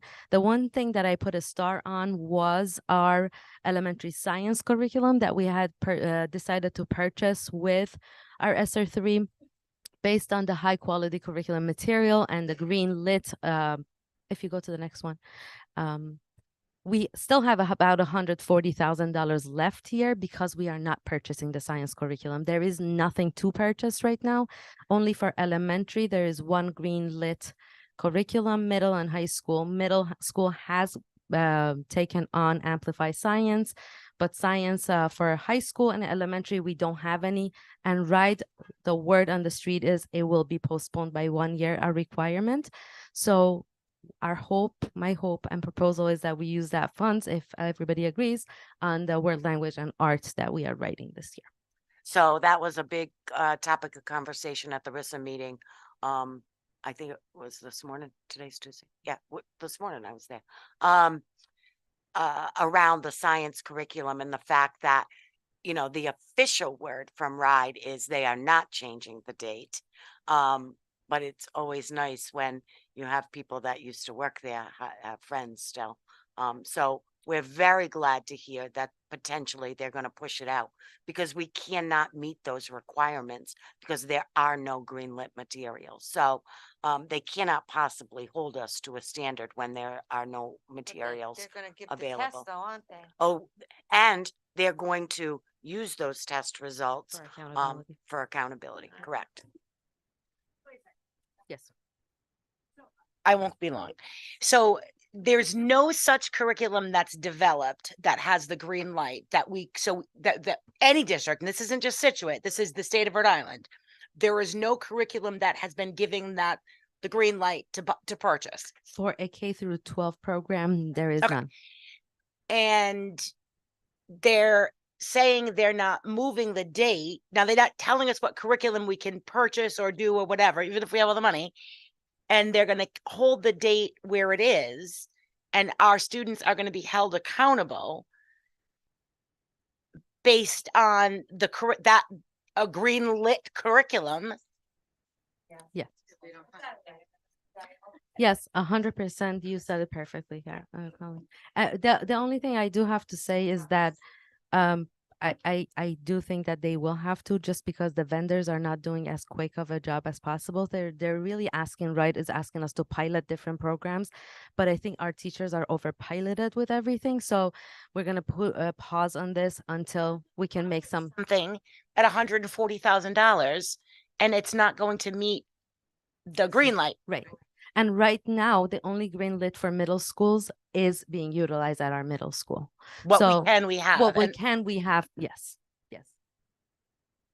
So I don't know if that's something that I need the approval of the committee. I don't know, but that would be my proposal, to utilize the remaining funds for the curriculum resources that we need for the 2 upcoming curriculum revisions. Okay. All right, next one, please. And the last one is the allocation of funds to Chromebooks and technology and some for furniture. Move to the next one, sir. Thank you. And we have about $3,000 left here that I hope no Chromebooks break, but if they do, we have 2 Chromebooks here. Again, I would welcome any opportunity to talk and give a presentation on the impact of those big items. And by items, I don't mean people, jobs, salaries. And moving forward, how do we make that decision to sustain what we have gained through this, and what can we let go of the local funds, that if something here is really great, how can we reallocate funds and resources? So, how much is free to be redirected? Not committed, not that you feel as though we should be redirecting, just the 80,000? About 130 was what it was. I think 130, left over. okay. Yes. And is there anything that is committed that you think we could be doing something more effective? To me, I don't care what we've told them.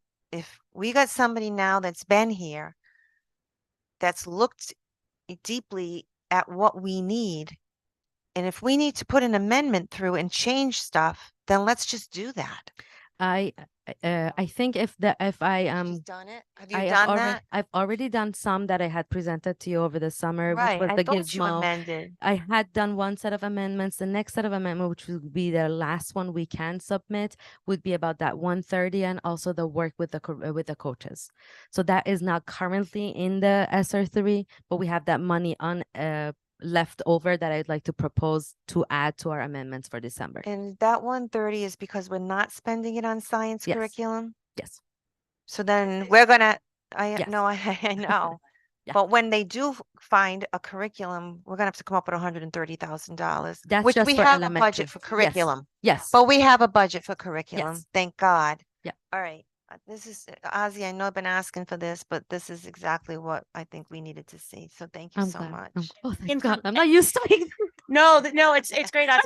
No, we appreciate it. And the more information you can provide us with data because there's going to be, like I said, there's going to be very difficult decisions to be made. And 100%. we can't do it all. You know what I mean? It's just not. So we want to be able to make collaboratively, Yes. including yourself and the principals and the teachers, where are we getting the most value and what has to stay, and because it can't all stay. 100%. I just to touch on that summer school piece, because I know you said you Yes. lose sleep over it, and I Yes. get it. It's been abysmal, like Yes. not abysmal, but I think that's a kind of a novel approach. And as a parent, so I'm like, what are the results of that going to be in a week? We don't know until we try it, right? But if Yeah. we get more kids, I think, as putting my parent hat on when I had little ones, if I know well in advance what week it's weeks going are- to be, Yes. I'm going to be able to plan my summer accordingly. I will gladly give you my kid from morning till night. You know what I mean? Oh, I It would 100% have to agree. be like an 8 a.m. to a 5 p.m. Like, I'm just kind of thinking Yes. of it. Yeah. It just makes it so much more doable. The concern I actually have is, and it's just a thought, is that if we put this out to the entire district, parents are paying $300, $400, $500 a week to send your kids to camps. Mhm. So if we put this out to everybody, I think we might be I could be wrong. Do you know what I mean? So It would be a lottery based if it's more than but, we but can. Yeah. I would, and that's my question. Like, so, but there's certain students, obviously, we would want to Start with those invite only, and then on space available. Yeah. Yeah. Okay. Yeah. That's kind of, I think that's that would be a wonderful problem to have, right? absolutely. Like that. There, Yes. Different approach that. we'll see. That's when they start looking That's looking Right. for and camps. our And yeah, programs I have remember that lines. very vividly. Miss Martinelli said that. And Yep. we have a number of programs that are going to be through the Learn 65 grant that are Yeah. going to be before school and after school. And we're going to watch those kids and those programs closely around, does it affect and improve our attendance rates? Does it affect and improve student learning and progress? And we may have to make some decisions at some point in time that we do more before and after school programs and less summer programs. We got to look at it all 100%. and see what's working. But isn't always the problem that, the 12 kids that really needed to go, don't go? Well, I Sorry. didn't know. I was given a I'm like, microphone. I've been here, took me 13 years in the system to get a microphone, I'd like to point out. I'm bringing it home. Yours is better than mine. Like, so- But right, it's like the kids that need to go end up not going.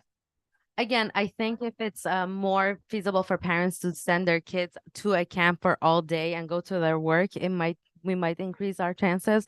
And also and I know we're late and it's going to be quick, but the gentleman before me took a long time, so I'm going to take my time. I get it once a month. I know. Beyond the Learn 360 grant, 365 grant, we are going to do an after-school homework club for the Hope students. We will be doing after-school math workshop nights for parents. Hope is going to be providing babysitting and crafts for their children while the parents learn. We have already started surveying the kids for the before after school activities. I got 38 responses today, and I have to tell you, they are the best responses ever. And I would like to share the kids' responses to you and what they want, which is a lot of recess. But it's amazing to see what the kids want to do. And hopefully if we design it based on their wants, then the chronic absenteeism is going to go lower. Okay. All right. Any questions from anybody? Thank you. Thank you. Hi, Brendan Machowski, 294 Quaker Lane. I just had a question. So for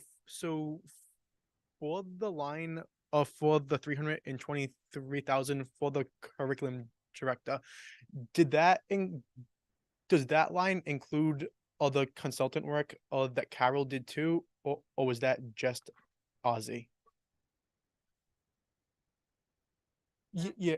Well, Ozzy and Dana. Yeah, and it's that multiple position years. for- It's multiple Yeah, years. it Yeah, but was it's for only for the curriculum 2 director. years. Yeah. Okay. Just wondering, is there more? Is that just like the pay, the base pay, or that includes all of like the benefits? That's Benefits, anything. salaries, That's everything benefits, in, all everything. in. Yeah, because like when I saw that price not knowing it includes benefits, Yeah. that divided by 2 is more than what the superintendent makes. No, So- that's That's not happening. that's not happening. Wow. And Thank you. And it actually said on that slide, all of those positions were included, those that have benefits, it was all in. We're talking Okay. about taxes and this and that. It's Payroll tax. everything that goes Yeah. in with, so. Thank you.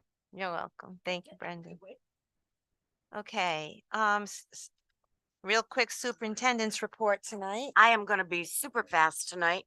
I thought I would go with the theme report this evening since we're at North Situate. My report is all around North Situate Elementary School. So I'm happy to report that this year we have a full-time math interventionist who is servicing 18 students here at North Situate around gap closure.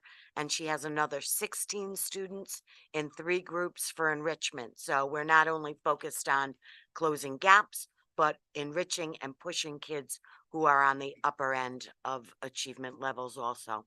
We'll be watching these students' progress closely, and when they reach their goals, we'll rotate new students in for services. The PTO at North Situate raised almost $10,000 for their walkathon, which supports field trips and many student events throughout the year. We'd certainly like to thank all the PTOs, but particularly the North Situate, because that's where we are today.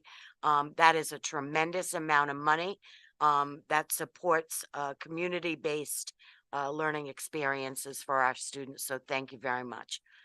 The mental health grant has supplied furniture and sensory support items for all students to access and address social emotional needs. When I was out at Hope today meeting with the principal, I asked, we have some other sensory furniture that we have been waiting for, and I was feeling a little frustrated. But Becca is calling them monthly, and apparently there is some supply issues. So they tell us that we should have that remaining sensory furniture in by December. So we'll keep our fingers crossed. The SABRE screener for SEL showed a decrease in risk from last year's initial data, and Caitlin went through that with you.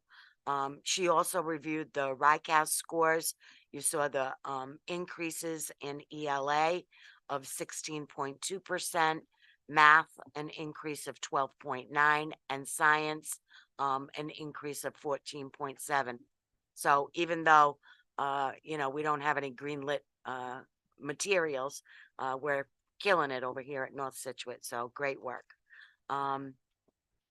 There's a new robotics club that will be starting for students in grades 3 to 5, and we have 16 students signed up. There was tremendous interest in this club, and these are the things that Ozzy and I have been talking about, listening to kids and families. What are they interested in? And after this first session, we'll have a second session for K-2 students, and they are 10-week sessions. So we're very excited about that. There's a lot to celebrate here at North Situate, and we're extremely proud of all the hard work of our talented teachers and staff. And that completes my report for this evening. Any questions for the superintendent? Okay.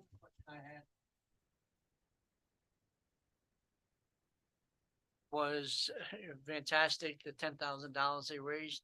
Is that gonna be put into their PTO, or how is that gonna be, like, concerning with an accountability of the money of Yeah. that school?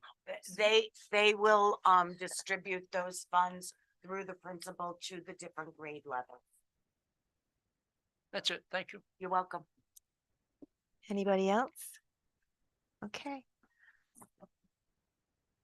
Hi, Brendan Quaker Lane. Quick question. So, with the robotics program, is it the same AVEX program that they had a couple years ago that they're just kicking off again, or is it like a different? Oh, good, nice, thank you. For the mic, yes. Okay, yeah. Instead of the head shake. Okay, I was just wondering, and I support it fully. When the VEX clubs first started at the elementary school, I was actually a mentor here for 2 years with the elementary students. That's good to know. Thanks. Thanks, Brendan. Okay. The Director of Administration and Finance report, please. I'm gonna start with the audit update. The audit is in today. Like, oh, it's on? Yeah, it is on. No, it's not. No. I think I'm lit up. she is lit up. Okay, you want mine? You want mine? Yeah, Yeah. she can have mine. Come close. Notice Kathleen's not giving her. I actually. You were. I thought you Yeah, said. You hear me No, now? I got that after. You're throwing phones. So I'm going to start with the audit update. The auditor was in today and we were working on the school, town, due to, from, which is normally when we're getting towards the end, to reconcile and ensure that all our records align with the town. One of the final pieces of the audit. Once that's completed, we can do the MTP, which I talked about last time. That reflects our reporting as consistent and reconciled with the audited financial statements. We then get the draft audit, and we do have a check-in with the Auditor General next week to ensure that we're on time with our. We should be done at the end of November. So he wants to do a check-in with us next week to make sure that we're still in that timeline. Now we can get into the budget to actual. Did you get the data from the state yet? There was always the, what is it, the retirement data or something that you wait for the state to give us, and it's always late? The incurred but not received? Yeah, For the WB? yeah. Yes, we Okay. did. Do you want me to talk about that or do you want me to go into, okay. All right, we'll move into the budget to actual. I was gonna say, otherwise we'll be here forever. Yeah, I was like, hold on, yeah. So let's talk about revenue a little bit. I usually say here it is, and it's usually easy. But I did want to hit two little nuggets if I can. We are waiting for tuition reimbursements in the amount of $377,999 for our first and second quarterly billings. So don't be alarmed by the small number you see. This is something that happens year to year. Well, since I've been here, people don't want to pay. We call them and then they pay. Yeah, right. And I'm sure it goes our way as well. You know, it's, but it is coming. That's going to bring our tuition revenue up to $509,129 as an actual. So I just wanted to bring that to your attention. Also, I want to touch on the Medicaid. I've been keeping a very close eye on that along with the Northwest Consortium this year, because remember last year, our high-cost special ed and Medicaid, we had some, issues. They didn't look the same. So we had 80 students last year. This year we have 77. So we may see less than our projected number. However, I'm watching it. And I know so much about Medicaid, more than I ever thought I would know, and how they go about giving those reimbursements and all the different levels that go into it. So my eyes are on it. You might see that number change. I just wanted to, bring your attention there. We can move to salaries. You didn't give me the clicker. Oh, okay. Before you move, I see that underneath into revenues, you have high needs special ed costs, transportation aid and transitional aid. Are those embedded in that state aid number? In this, the transitional aid is. How about the other Yes, categorical? all, It's all in. everything's in. That's all in. And it has been broken out with the quarters appropriately. Next slide. Oh, you're already there. Okay. So for salaries, we did use an aggressive breakage number when budgeting of 3% this year. We're at about 1%. So I did want to mention that. Several reasons include cost of living adjustments, replacing retired employees with quality instructional staff that required higher step level employees. And with higher salaried employees, pensions increase, FICA, Medicare matching. I'm watching that line very closely, but I did want to mention it. I want you to also look at the severance line. My projection is higher than our last budget to actual due to recent retirement severances that are, although are not material, I did want to mention it. Unemployment reimbursements are coming still from cases with DLT that I fight on a regular weekly basis. But I'm hoping to see that number come down quite a bit. If there's no question on this slide, we can go to the next one. Okay.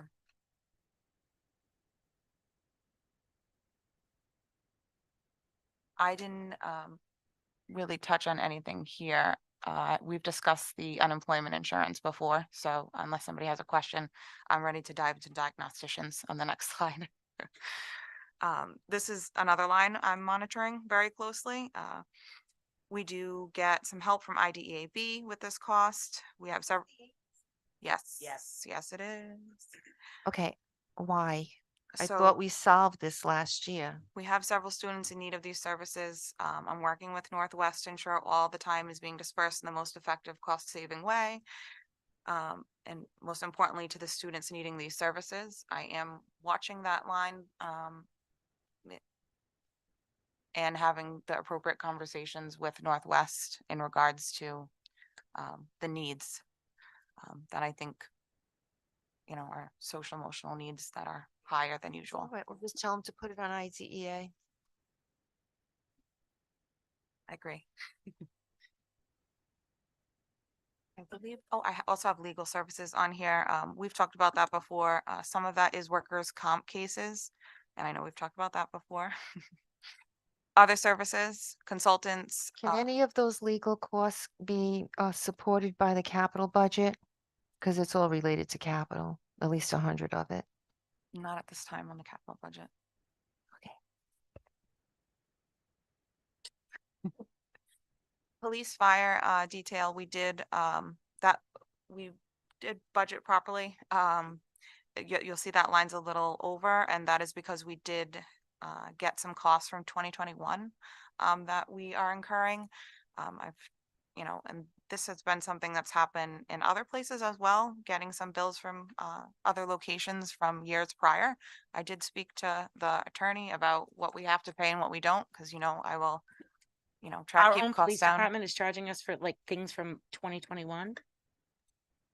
Yes, and I'm just, I yes, and the chief and I met and we spoke Okay. about it, and he assures me that it shouldn't be an ongoing issue and that it should be all taken care of.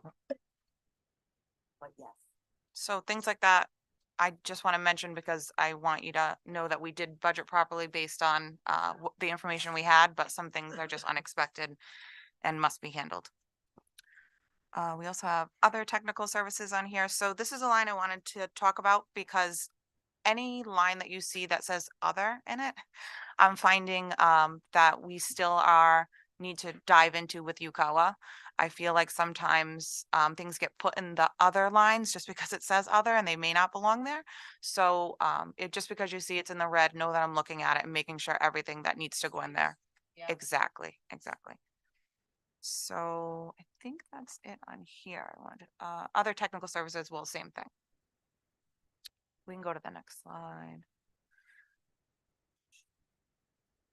So the maintenance lines, I know we've talked about previously. I talk to Jay probably 5 times a day about maintenance and the lines and any extra things that are happening. So I did talk to him about that yesterday. I asked him if we had any additional testing, and he said this is all testing that needs to be done in the schools. He said lead testing. I asked him specifically what the testing was to. I asked him that, and he said that this is testing that we should have always had done. PFAS testing, which I asked what that meant. He said chemicals that don't easily break down. I mean, we've really talked about it, so without to bore anybody. Yeah. Rental of equipment and vehicles, again, kudos to Jay. He is finally hearing my cries about those mobile storage containers and emptying them out. So that line should look a lot better. Yes.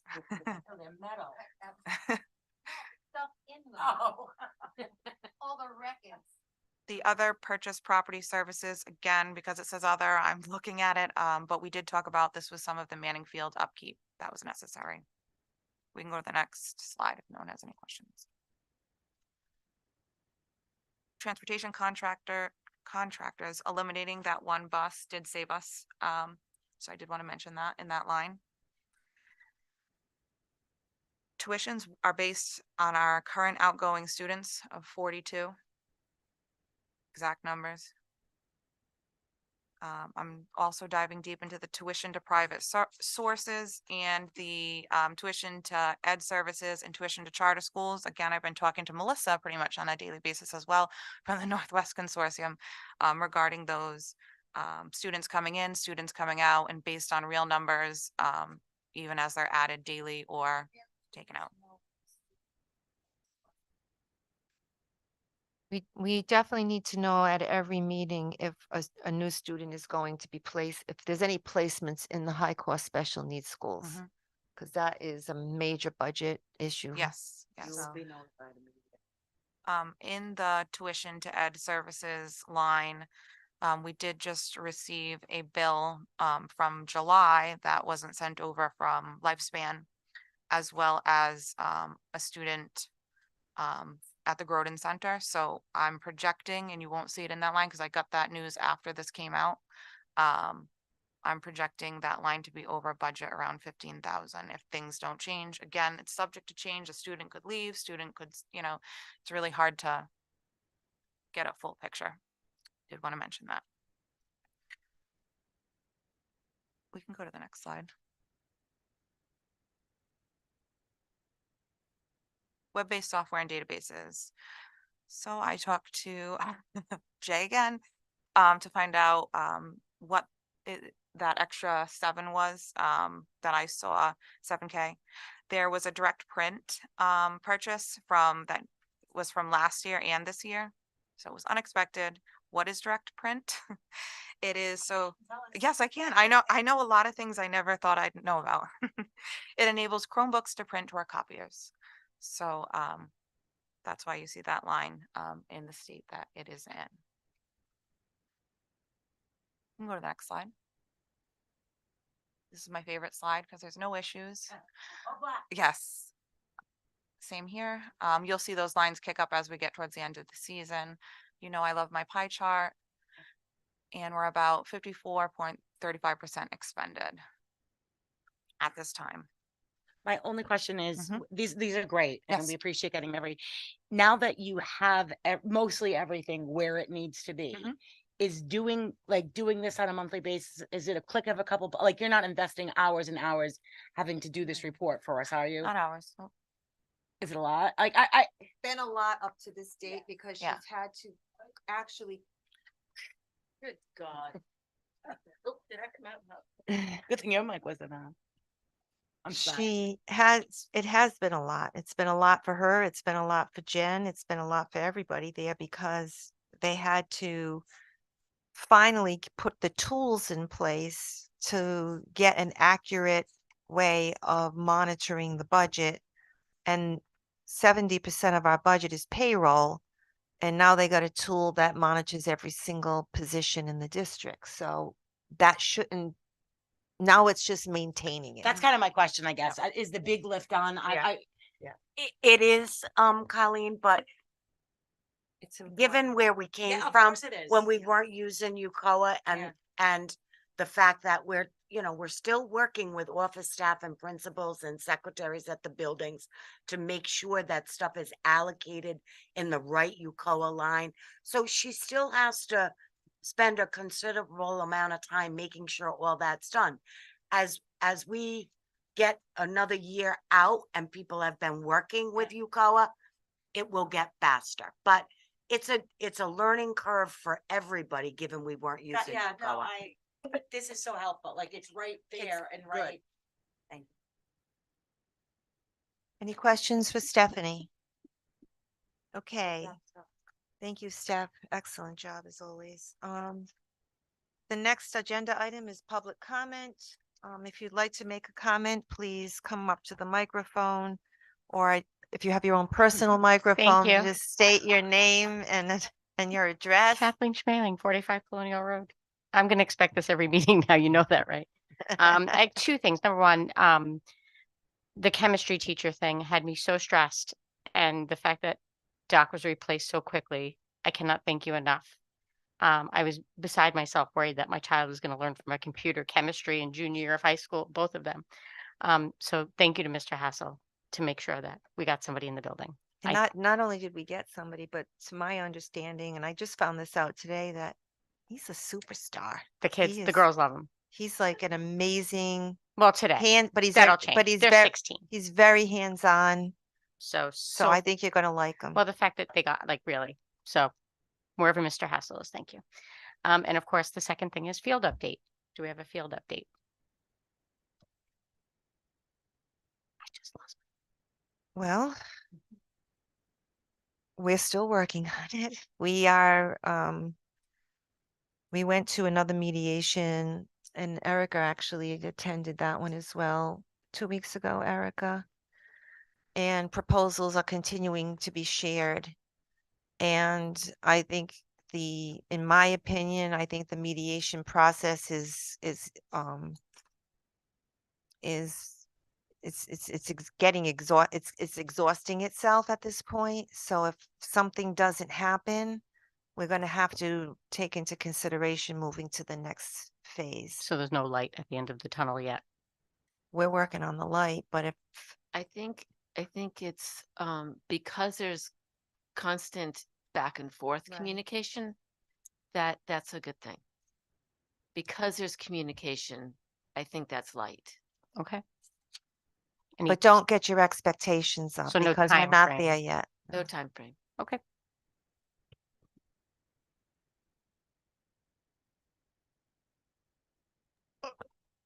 Am I good? Okay. Yes, go ahead. Brendan Machowski, 294 Quaker Lane. Just a comment. Just so you know, a couple of the hyperlinks were missing from Clerk Base. The one for like Ozzy's report, and like so, you guys may just want to get that up All there. right, Patty, can you check them And- for us? And then the like employee updates one, that to me is one of the most important ones I like to see, because it's not spoken about. So that's really like only time to see the updates of what's going on in the district. And once it's happened, it's done. Like there's no like going back. Once you missed it, it won't come up Okay, again. well- Is what I'm saying. Okay. Okay, Okay. we'll follow up on that and make sure that especially the new hires and personnel pieces are linked. Anybody else with the public? Lenore, you can go ahead. Been waiting. Hi, thank you. I have a question about the math curriculum. Is it RIDE that comes up with that? Is that a state?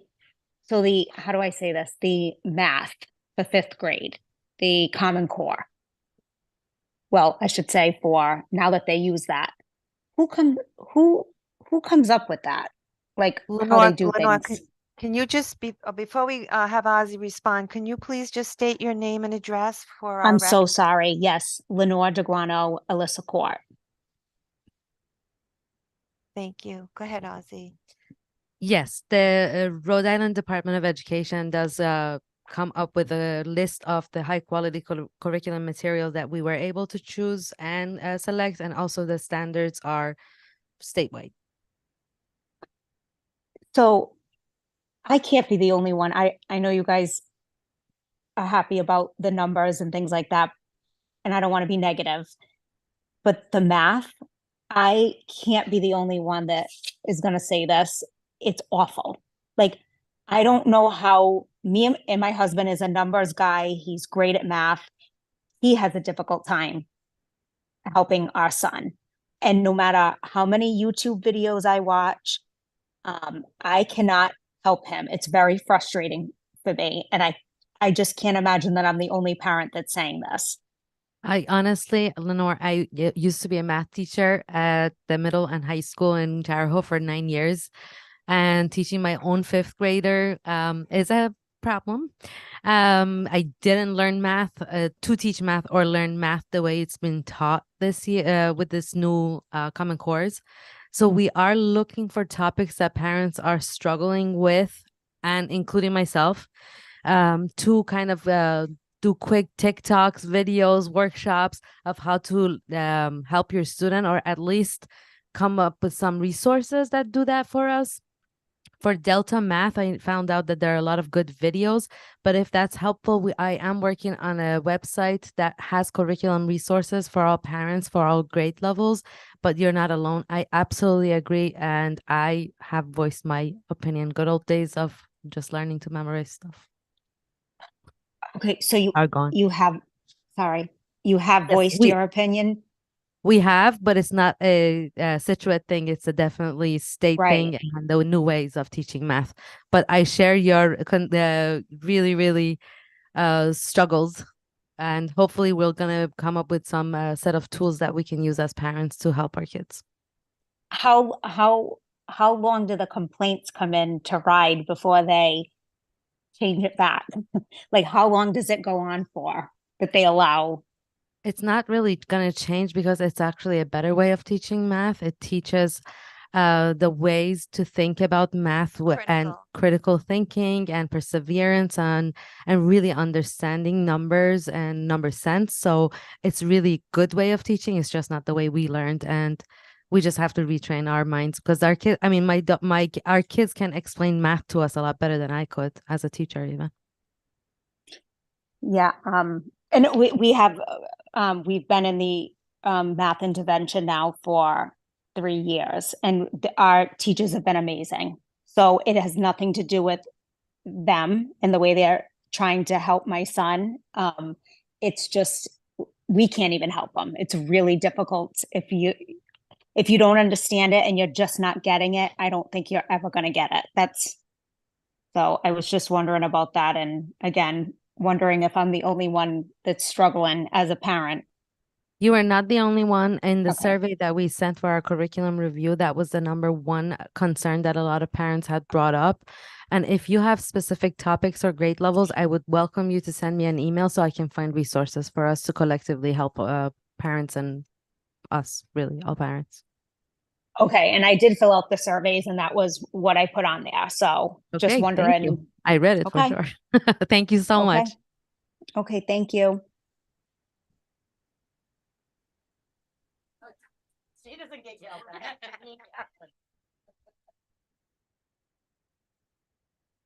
Okay, if there's no other public comment, we're going to move on to the last section of the agenda, which is new business, which is a hefty piece of the agenda because it's the elimination of some policies and the creation of others for first and second readings. So Carolyn, if I'd like to turn this over either to the superintendent or Colleen Rose or Erica, if you'd like to take over this piece of the agenda. I can do part of it. I do want to start with by saying item I1, which is the elimination of 9060 is not dismissal of students, it's sexual harassment. So I'm not sure if we can vote on it because it's put on here 91. incorrectly. So I just want you to know that it's a three-legged stool here. So that 9060, which is sexual harassment, we are proposing to eliminate that along with 9070, which is discrimination based on sexual orientation, because we took those two policies and we wrote a whole new policy, which is number 5, which is 9065. Want to table these three? I think we have to because it's Okay. not written on here Do I have a correctly. motion to table items number 1, 2, and 5 until the December meeting? Make a motion to table items 1, 2, and 5 until next meeting. All those in favor? Aye. Okay. Number 3, I would also like to table transfer appropriations, and the reason for that is we discussed this at last month's meeting, and it was decided because conversations were that the changes that we made, Stephanie voiced her concern, as did you, Carolyn, that it was too restrictive and it was going to hold back the principals too much. So Stephanie and the committee looked at what other districts and departments were doing, and many of their policies were not in alignment with Title 16. And of those districts or departments that were in alignment, eliminated this policy, but as a way to get in alignment. But it was, and we thought that this was a favored way to go from you being on the finance committee. But we've learned that it would be better to rewrite it and put in some controls. So we're more than happy to revisit this and come back and put in some more controls. For example, making sure we do have a monthly report. Just put that in there as an example of a control. And to put limits. And I'd be happy to Work with Stephanie. work with Stephanie to And- draft that for the policy committee. Yeah. And then we can come back with something. Again, I think And we anyone want to keep it else. aligned to the Accountability Act. Correct. But the Accountability Act does require the school committee to be sure that we take control over the budget.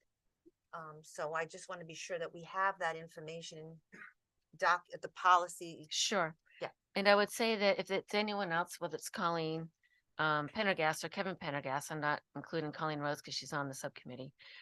If you have any opinion on that as well, share it with the superintendent. You can't share it with us because it's an OMA violation. No, I just want to ask a question, I know we're not voting on this one, but it just kind Oh, of we just tabled it. Oh. Oh, well, we haven't tabled it yet. No, that's just my question. So I wasn't here at last week's, so I missed that piece of it, but we actually wrote this policy within the last couple of years. And it had to do, so when I saw eliminate it, and I don't want to make anything No. so restrictive, but what concerns me the most, and I get the whole Accountability Act, it's Yeah, the so- whole piece of, so if, a high school a principal, loses a top step teacher and there's a $60,000 savings in that, they, that's district money. Do you know what I mean? So it's those pieces that without something like that would give me, we want, like, they can shift and do, and, but it's just, oh my God, it's like, it could be a free for all. Does that That's why we were thinking Okay. controls, totally, but yeah. maybe We not have a to monetary really- amount, but we have to actual revisit controls in this one. place And that are that's how it's stated so written that before. everyone's Yeah, yeah, protected, yeah. but Okay. it's not So restricted. I'm very much in favor of Great. doing it. Do I have a motion to table? I already did. Oh, Second? All those in favor? Aye. So, item number 6 is a first reading of the suicide prevention policy. I make a motion to pass a first reading of policy 8185 suicide prevention. Second? All those in favor? Any discussion? Oh, any discussion? I thought it was really, Yeah, it was I done did. really Yeah. well. It Great. was done really well. I liked it. Um, So, and make a motion to pass the second reading for policy can I 80. just take a full vote on that one? All those in favor? Oh, did I not do No, that? you we said s- discussion. wrong. Oh, I did. I'm sorry. Okay. All those in favor? Aye. Aye. Okay, now let's go to. the All other right. one. I make a motion to pass the second reading of policy 8010 student attendance. Second? What happened to suicide prevention? We just did it. I thought it was team dating. I thought No, it- we took no. that, we Oh, tabled. that's tabled. I'm Yeah, sorry. I know. Okay. I'm I confused know, here. I know. Okay. No, anti-discrimination. Yeah. We did skip one, right? I'll go back She to it. tabled it. She tabled one. No, Well, Ozzy's she right. I'll tabled go 1, back to 2, number and 4. 5. Let's finish this one and I'll go back to that one. The team dating and violence when you didn't take. We're gonna, correct? Four, yeah. so we're Right. gonna, we're right now on 7. There was a motion and a second. Well, I was on 4. I know. Yeah, you gotta finish But who's seven on now. first? So I'm gonna ask if there's any discussion, because we've lost the chair completely. I don't have a up there, right? discussion. I just have a question. Yes. And I don't, On student attendance? yes, yeah, so we had actually started working on student attendance policies. It was pre-COVID, because Carol Blanchett was a superintendent, and then COVID happened and everything changed. One of the conversations that we had at the time, again, it's such a focus, and again, remind this is pre-COVID. Was actual consequences of not true in office, but there was a discussion, we were having a very strong discussion about reduction in and grades based on attendance. I noticed, and I'm not advocating for it but I'm noticing that's nowhere in this policy. And I don't want to go I don't really want to go down the rabbit hole too far. But again, Carolyn, you used the example today of, a family member taking their 9th grader, and I'm sure that parent has probably an honor roll student who does great, who does this. Maybe not even better, but maybe not but some parents think, oh, they're fine, they can go. Especially in elementary. If that parent knew Johnny wasn't gonna get an A, he was going to be and I'm not, I don't know what districts, pre-COVID districts were doing this. And I come from a district that the attendance policy had some pretty punitive measures in it. We did not put those punitive measures in this policy. I would like us to pause on that a little bit. We saw, and Ozzy can speak to it, we saw mixed results when you add punitive measures to attendance. If you, my experience is. yeah, if and you it's not can an move- easy answer. I don't. Yeah, if you can move it in positive ways, Yeah. that's better for kids. Yeah. But if we end up having to look at this in a few more years, we may want to have some of those One of conversations. the things, can I just? And then I want to go next. Okay. One thing that I think you just said it in your weekly that I feel so strongly on is that when they get into the state has a way of showing those that are nearing chronic absenteeism, where the family is brought in with the student to help them.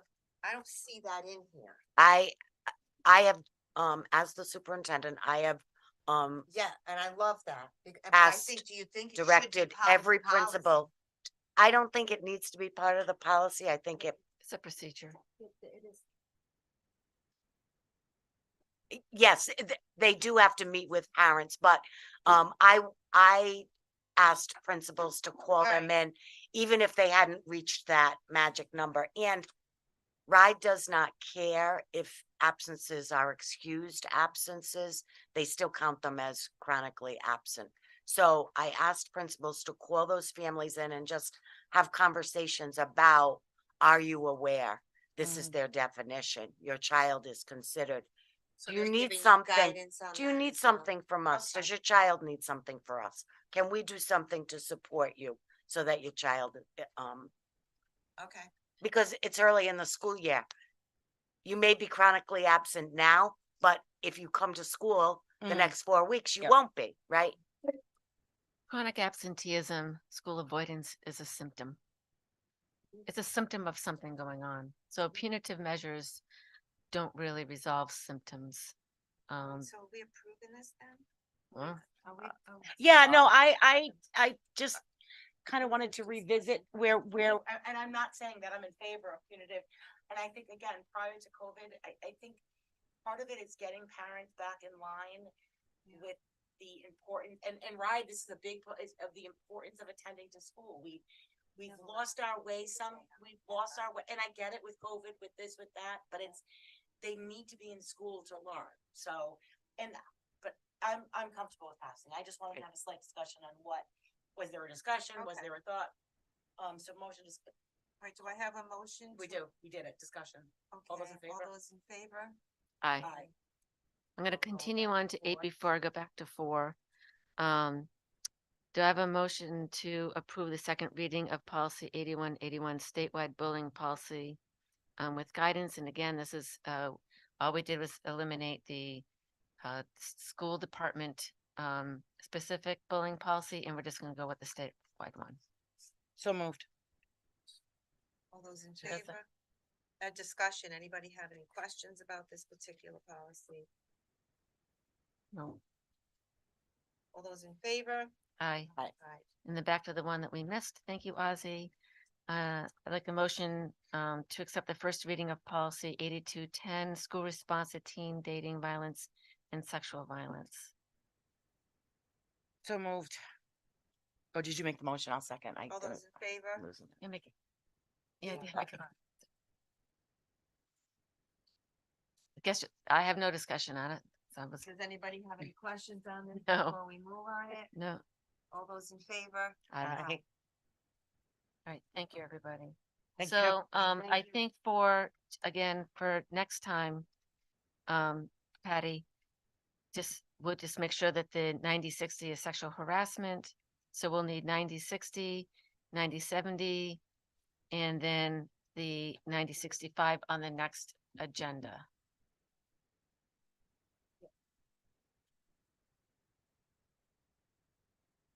All right. Any Well, other- yes, and then also obviously the 81, 85, and then, yeah, we have to do, I'm just saying for the other ones, yeah. All the Second second reading, reads but- plus those three, yeah, And it will be a first reading for what they're gonna, for the appropriations, correct. Yeah.